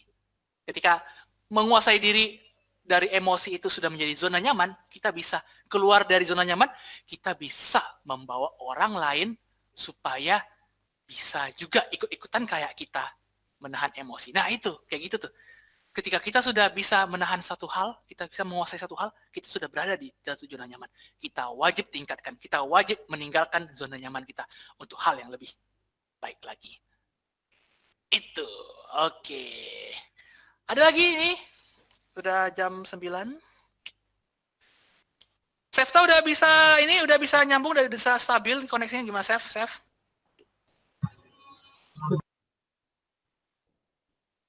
Belum nih. Mikrofonnya aktifin. Nah. Sinyalnya. Oh, udah Sef, udah bisa. Oke, Sef. Mantap, Sef. Coba, Sef, tadi kau belum cerita, Sef. Apa nih? Kepotong. Pertanyaannya sama ya? Iya dong. Iya dong.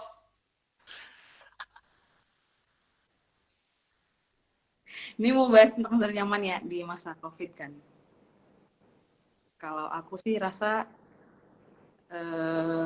ya menambah keterampilan aja kali ya. Terus ngelakuin kegiatan yang berguna buat orang aja sih. Kalau aku pribadi tadi juga hari ini bantuin teman-teman di masjid kan. Daripada aku nggak punya kegiatan, mungkin aku keluar dari zona nyamanku dengan rebahan, dengan berkegiatan bersama teman-teman mungkin gitu ya. Bantu apa di masjid? Sholat berjamaah ya? Tadi enggak. Daniel, pertanyaannya. Buat ini nih ya, ketupat barusan banget. Oh, di sana ada ketupat. Bahasa Myanmar ketupat apa? Di sana makannya nasi ya? Waduh. Beneran men, ada takbiran. Oh, petasan ya. Nggak ada Oh. kita dong. Petasan di rumah gua, Daniel. Oh, rumah lu.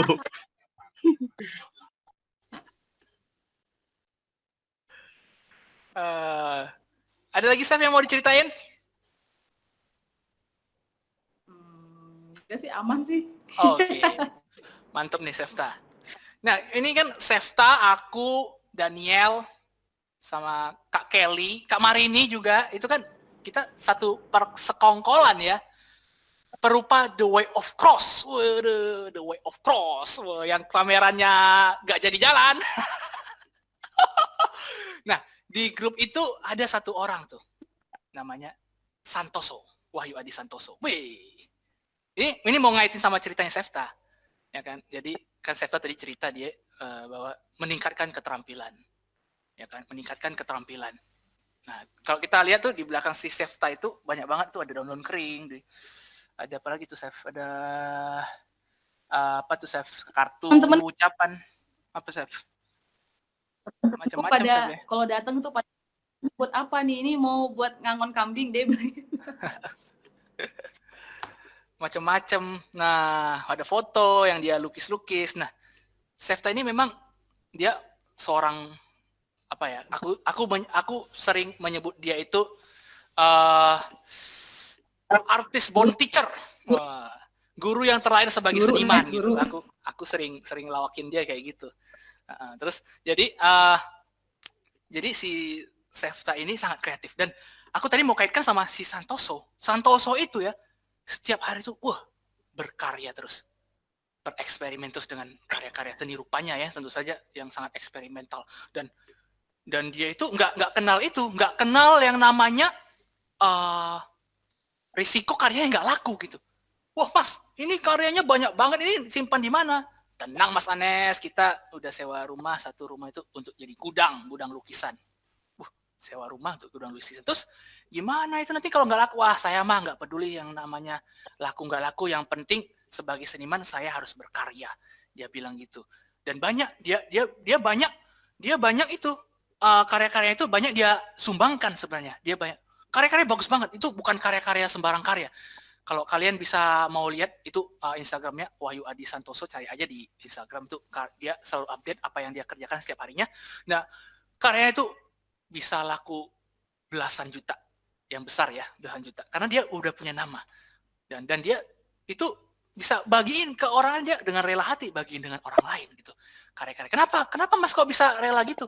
Dia jawab gini, yang namanya seniman Mas Anes itu ya kalau enggak apa ya, aku jadi lupa, kalau enggak makan ya berkarya gitu. Oh bukan salah sorry. Kalau enggak berkarya enggak makan, dia bilang gitu. Kalau enggak berkarya enggak makan. Oh maksudnya jualan karya? Bukan. Justru berkarya itu makanan spiritualitas saya. Dia bilang gitu.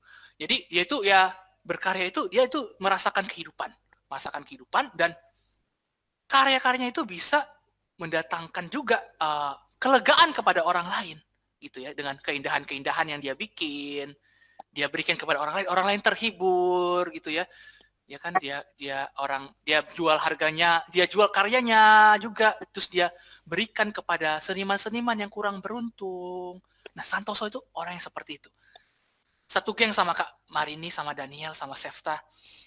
Nah, sama William juga, wah William. Nah, jadi seperti itulah kira-kira ya apa yang bisa kita lakukan adalah di saat ini ya berbagi dan keluar dari zona nyaman kita untuk berbagi kehidupan, berbagi waktu.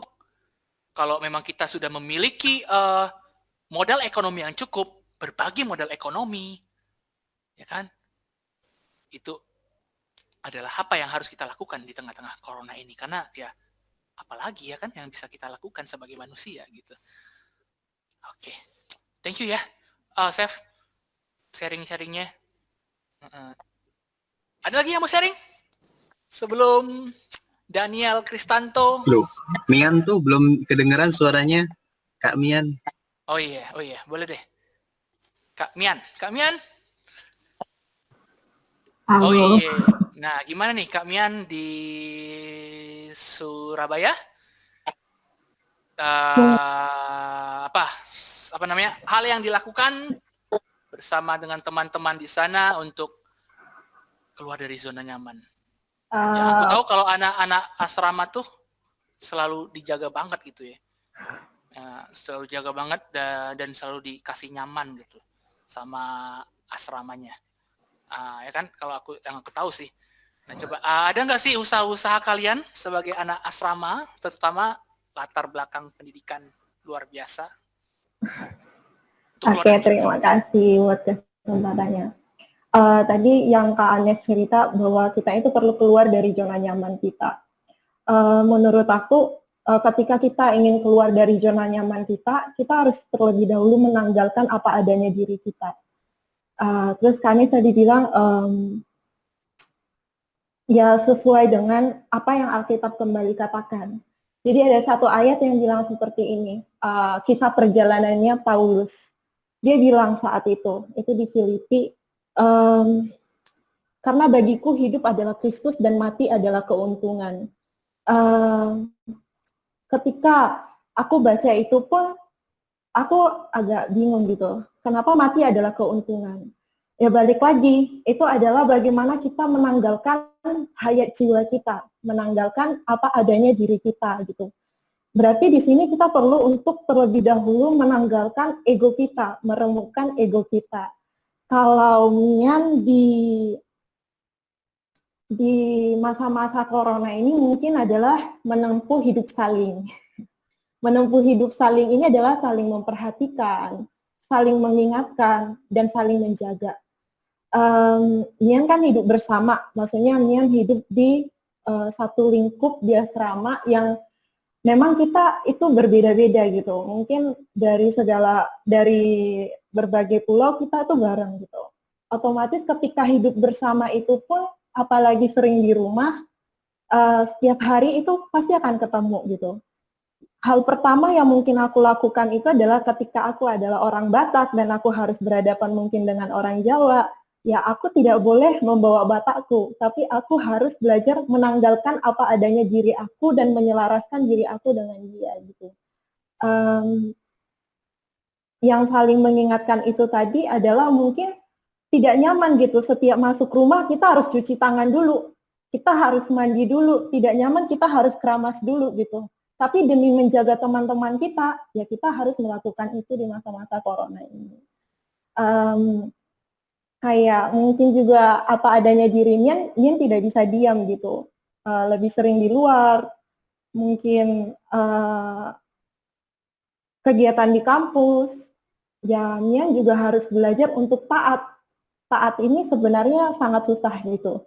Taat akan setiap peraturan yang diberikan pemerintah, di zaman-zaman corona ini ya, taat untuk setiap pengaturan yang dikeluarkan di asrama, kita harus memenuhi protokol, kita harus minta izin mau kemana, kita harus tepat waktu, dalam 1 minggu kita harus keluar berapa kali dalam 1 minggu, atau disuruh 2 minggu kita nggak boleh keluar, tapi di situ kita harus jadi orang yang taat, dan itu keluar dari zona nyaman lagi. Untuk mengisi waktu luang gitu. Ya balik lagi, seberapa banyak saya bisa menikmati Tuhan di kesempatan yang ada ini gitu. Sebenarnya saya merasakan bahwa corona ini ya Tuhan kasih berkat di atas diri saya gitu. Mungkin berkat ini bukan materi atau sesuatu yang terlihat, tapi berkat ini adalah saya lebih banyak menikmati Tuhan saya. Berkat ini membawa saya seperti kata Paulus lagi, bahwa Kristus itu hari ini bukan lagi aku yang hidup, tetapi Kristus yang hidup di dalam aku gitu. Balik lagi mengambil teladan Kristus itu sendiri menjadi penghidupan saya gitu. Saya perlu menjadi orang yang peka terhadap 3 perkara itu tadi, menempuh penghidupan yang saling memperhatikan, saling menjaga, dan saling mengingatkan. Meskipun mungkin saya agak pendiam, tidak terlalu suka untuk menyuruh-nyuruh, tapi saya juga harus menjadi orang yang bawel untuk mengingatkan mungkin teman-teman saya di sini, ayo cuci tangan, kamu sudah mandi atau lain sebagainya. Jadi mungkin di masa-masa corona ini perlu menanggalkan apa adanya diri kita dan perlu menjadi orang yang taat. Terima kasih. Oke, thank you Dormian Siregar. Wah, mantap. Thank you. Ya, kita jangan lupa ya, memang hal yang paling basic di masa corona ini ya, ketaatan kepada pemerintah gitu ya, kepada pemerintah, apa yang pemerintah inginkan untuk itu terjadi. Aku teringat sih sebenarnya satu film, The Life of Pi. The Life of Pi. Ya kan, pasti tahu film yang sangat terkenal The Life of Pi. Endingnya itu ada suatu cerita ya di mana dia itu hidup, satu orang yang hidup di satu kapal terombang-ambing sama seekor harimau, seekor monyet, sama apa lagi ya? Harimau, monyet, sama kayaknya harimau sama monyet ikan. Sama ikan ya. Nah, jadi itu nggak ada orang yang tahu sampai akhir cerita, nggak ada orang yang tahu apakah cerita dia itu adalah suatu cerita yang bohongan, hanya metafora, atau itu real terjadi. Dia memang tinggal bersama monyet dan harimau di dalam satu sampan sampai akhirnya dia selamat gitu. Nah, tapi itu adalah sebenarnya suatu film yang merefleksikan tentang iman sebenarnya. Iman. Kalau kita amati sebenarnya, kalau kalian rajin baca ya, sebenarnya bukti Tuhan itu ada dengan bukti Tuhan itu tidak ada, itu sama. Sama jumlah buktinya. Kalau kalian mau baca.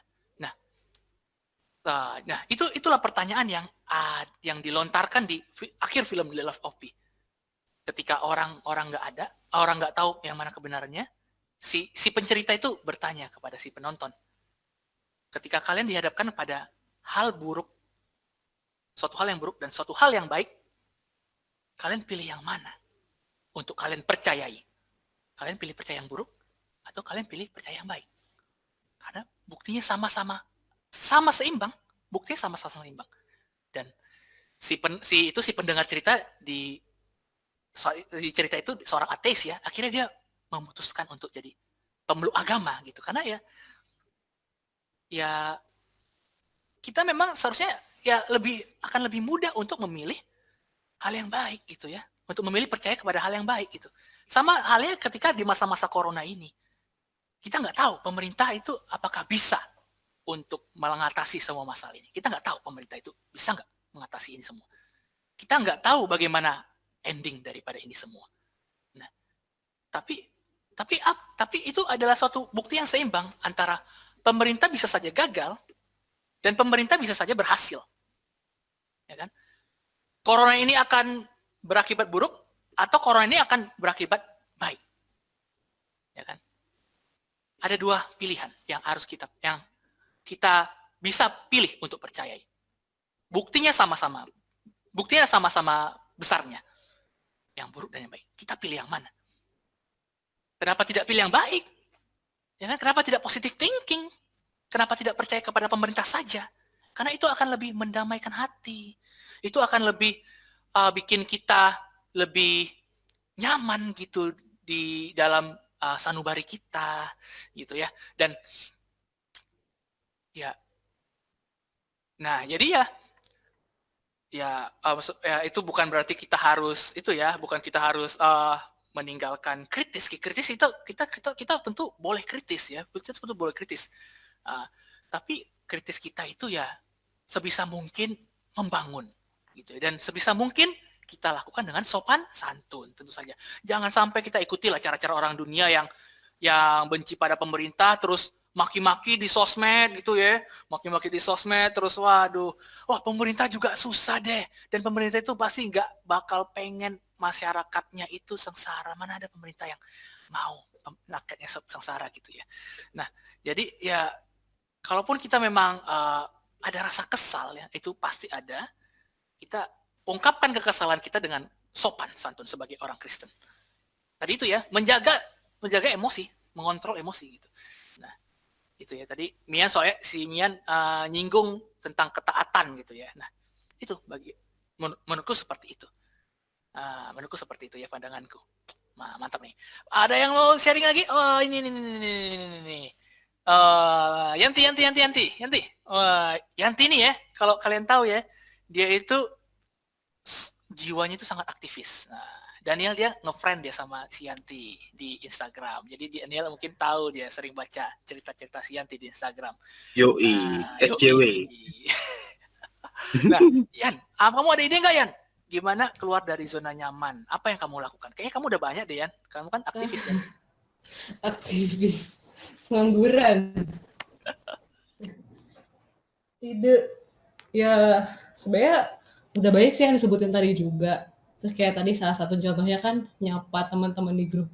Itu baru dilakuin juga sih. Tadi nyapa teman-teman di grup, baru nyapa kayak, "Hai gimana kabar?" gitu. Terus bilang, "Ngapain lu ya nyapa? Mau ngajak bikin duit palsu." Wah, parah tuh Itu sih kayak, ya maksudnya yang nggak ngarep sapa dengan baik sih, tapi kayak, nggak apa-apa lah, berarti dalam kondisi teman-teman dalam kondisi yang baik.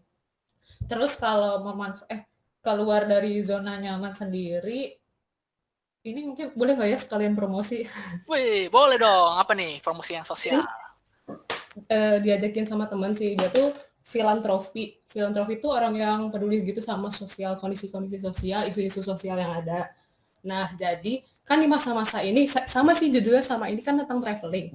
Kita tuh mungkin udah bosan gitu di rumah. Nah, jadi kita diajak untuk traveling, tapi dalam bentuk virtual tour gitu. Jadi bentuk virtual tournya itu mengunjungi sekolah anak luar biasa, namanya Sekolah Asih Budi gitu. Jadi di sekolah ini anak-anak tunagrahita yang diajar di sini anak-anak tunagrahita gitu. Jadinya nanti bentuknya ini virtual tour. Ada pembicaranya juga dari kepala sekolahnya. Ya gitu lah, kita bisa lihat gimana sih dampak dari corona ini ke anak-anak yang sekolah di situ, atau gimana cara-cara guru-guru di sana gitu menjelaskan corona ke anak-anak yang berkebutuhan khusus gitu. Nanti acara ini bakal diadain sih setelah Lebaran. Untuk info lebih lanjutnya nanti aku share. Mantap, Jos. Bisa nih masukin ke grup kita nih, Dan. Oke, thank you Dan. Thank you Yan.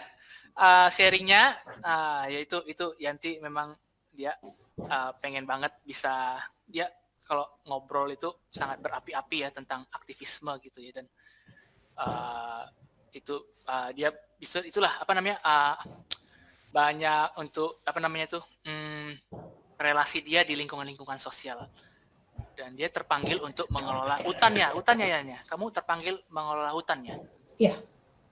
Sebagai apa ya? Sebagai pengawas hukum lingkungan. Oh, pengawas hukum lingkungan. Nah itu ya. Jadi ya teman-teman nanti mungkin bisa kontak-kontakan dengan Yanti kalau tertarik suatu hal tentang proyek dia dengan temannya, aktivis juga. Thank you Yan atas sharingnya ya. Oke teman-teman, ada yang mau sharing?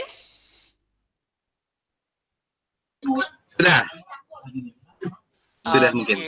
Sepertinya kita itu ya banyak insight ya dari teman-teman kita. Makasih Anas. Aku pengen ini sih Aku pengen ngasih satu pandangan. kita lihat ya tadi ini kan nggak hanya Rehoboth nih, yang terjadi sekarang ini nggak hanya Rehoboth. Sumber kita kali ini bukan Rehoboth loh. Sumber firman kita kali ini bukan dari Rehoboth loh. Dari Gereja Baptis Reform. Ya kan? Gereja Baptis Reform Amerika gitu ya. Yang mana sangat terpengaruh dengan sosialis, pandangan Marxisme gitu ya. Nyatanya kita menemukan banyak persamaan dari pandangan George apa sih namanya? George Rieger, dari pandangan George Rieger dengan pandangan Pak Eras, ya kan? Selama ini kita itu selalu sadarnya itu kita berdiri sendiri, kita berjuang sendirian mencapai kesucian gitu ya. Kita seakan-akan sebagai gereja yang satu-satunya gereja yang tersisa, yang benar. Gitu kan, kita seringkali seperti itu kan, orang-orang Rehoboth tuh eksklusif gitu, tapi kita mendengar dari George Rieger, pandangannya ternyata betul-betul mirip banget sama Pak Eras gitu. Dan tadi ada Dormian juga cerita, dia asal gerejanya itu apa, Mian, kamu gerejanya apa sih? Apa, Mian, kamu bukan Rehoboth kan? Bukan. Aku gereja GSJK. Apa tuh? GSJK itu Gereja Sidang Jemaat Kristus, tapi mereka menyebutnya bahwa mereka gereja di Surabaya. Biasanya. Ya itu kayaknya gede juga karena namanya aja udah pakai nama kota ya, gereja di Surabaya. Iya. Gitu. Masih gede tuh gerejanya. Nah, Mian tadi juga udah cerita dan ternyata yang dia dapatkan di gereja dia juga sama gitu ya kan dengan apa yang kita dapatkan di Rehoboth. Nah gitu. Nah, sebenarnya aku kenapa pengen mengambil kayak minggu lalu lagi sharing terakhir kemarin aku ambil dari pandangan Santo Agustinus, seorang Katolik, tentang theology of reading ya. Kalau ada teman-teman yang masih ingat theology of reading, teologi membaca gitu, pandangan seorang Santo gereja Katolik gitu ya, bapak gereja yang sangat purba gitu, Santo Agustinus. Dan kita menemukan bahwa pandangan juga sama dengan Rehoboth gitu. Nah, kenapa aku banyak sekali mengambil dari sumber-sumber di Rehoboth? Aku pengen membuat statement bahwa Rehoboth itu nggak sendirian kok. Tenang, Rehoboth itu nggak sendirian. Rehoboth itu nggak berjuang sendirian menggapai kesucian. Ada banyak sekali denominasi Kristen lain, ada banyak sekali gereja Kristen di luar Rehoboth yang punya semangat yang sama dengan kita, gitu ya. Nah, gitu. Jadi kalau berikutnya nanti aku akan bawain lagi tuh sumber-sumber dari luar Rehoboth dan kita akan lihat ternyata kekristenan kita masih kaya, kekristenan kita di dunia ini masih kaya. Sekian dari saya, kembali kepada Daniel. Terima kasih.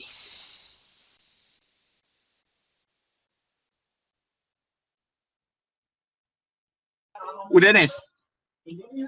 Udah. Ya, habis slide-nya, Dan. Ada yang mau nambahin? Pasti sudah lah ya. Jadi, ya, ku hitung-hitung sudah 2 jam nih. Semangat sekali kamu hari ini. Iya ya, hebat nih. Mungkin pelampiasan dari Senin sampai Jumat. Pelarian juga nih jangan-jangan ya. Keluar dari zona nyaman. Ya, apa ya? Udah kali ya. Gimana? Harus tutup gimana, Nes? Berdoa lah. Tadi berdoa nggak sih? Udah, berdoa gue yang mimpi tadi. William ada gitar. Apa nggak mau nyanyi? Delay, Nes. Delay lah kalau nyanyi, coy. Gimana? Delay kalau nyanyi delay. Oh, delay. Oh iya juga.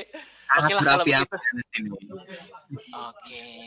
Begitulah ya. Kalau gitu yaudah, Dan. Kalau gimana Ketua Daniel? Ada pengumuman Ketua Daniel? Pengumuman. Pengumuman mungkin. Kita coba lagi. Ya, nanti ditentuin jadwalnya. Yang pasti berapi-api seperti ini. Seperti Anes. Kan? Ya udah paling Anes saja terus tiap. Oh jangan dong. Aku nggak bisa. Ada bahan lagi. Janganlah yang lain juga harus dong. Maksudnya aku kan dari sisi luar Rehoboth nih. Kita kan perlu yang dari Rehoboth juga dong. Masa orang Rehoboth nggak belajar firman Rehoboth? Harus ada dong Rehoboth. Nah, kalian kan jago-jago Rehobothnya nih. Oh iya. Semangat sekali kayak Yohanes ya. Oke nih, terima kasih Nes ya minggu depan ya. Apaan? Ya udah, yuk. Gak kerasa udah 2 jam teman-teman. Mungkin ada yang ngerasa juga sih udah 2 jam. Hanes tuh sangat berapi-api teman-teman. Sampai nggak pegel. Gue aja yang duduk. Lu pegel. Bagus. Aku berapi-api gini Rin, biar beleknya, Rin. Rini beleknya. Enak aja lu.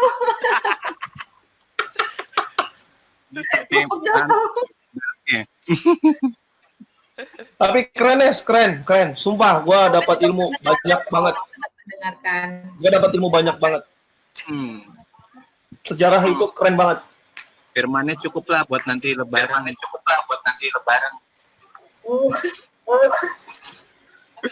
Thank you. Semoga ini itulah ya. Enggak, bisa konsisten lah kita semua dalam semangat seperti ini. Yang penting berbuah, Nes. Amin. Ya udah kita akhiri aja di kita satu dalam doa ya teman-teman. Satu dalam doa, terima kasih Tuhan atas pertemuanmu. Terima kasih juga buat Kak Anes yang udah sharing bersama kita Tuhan. Diingetin lagi supaya kita tetap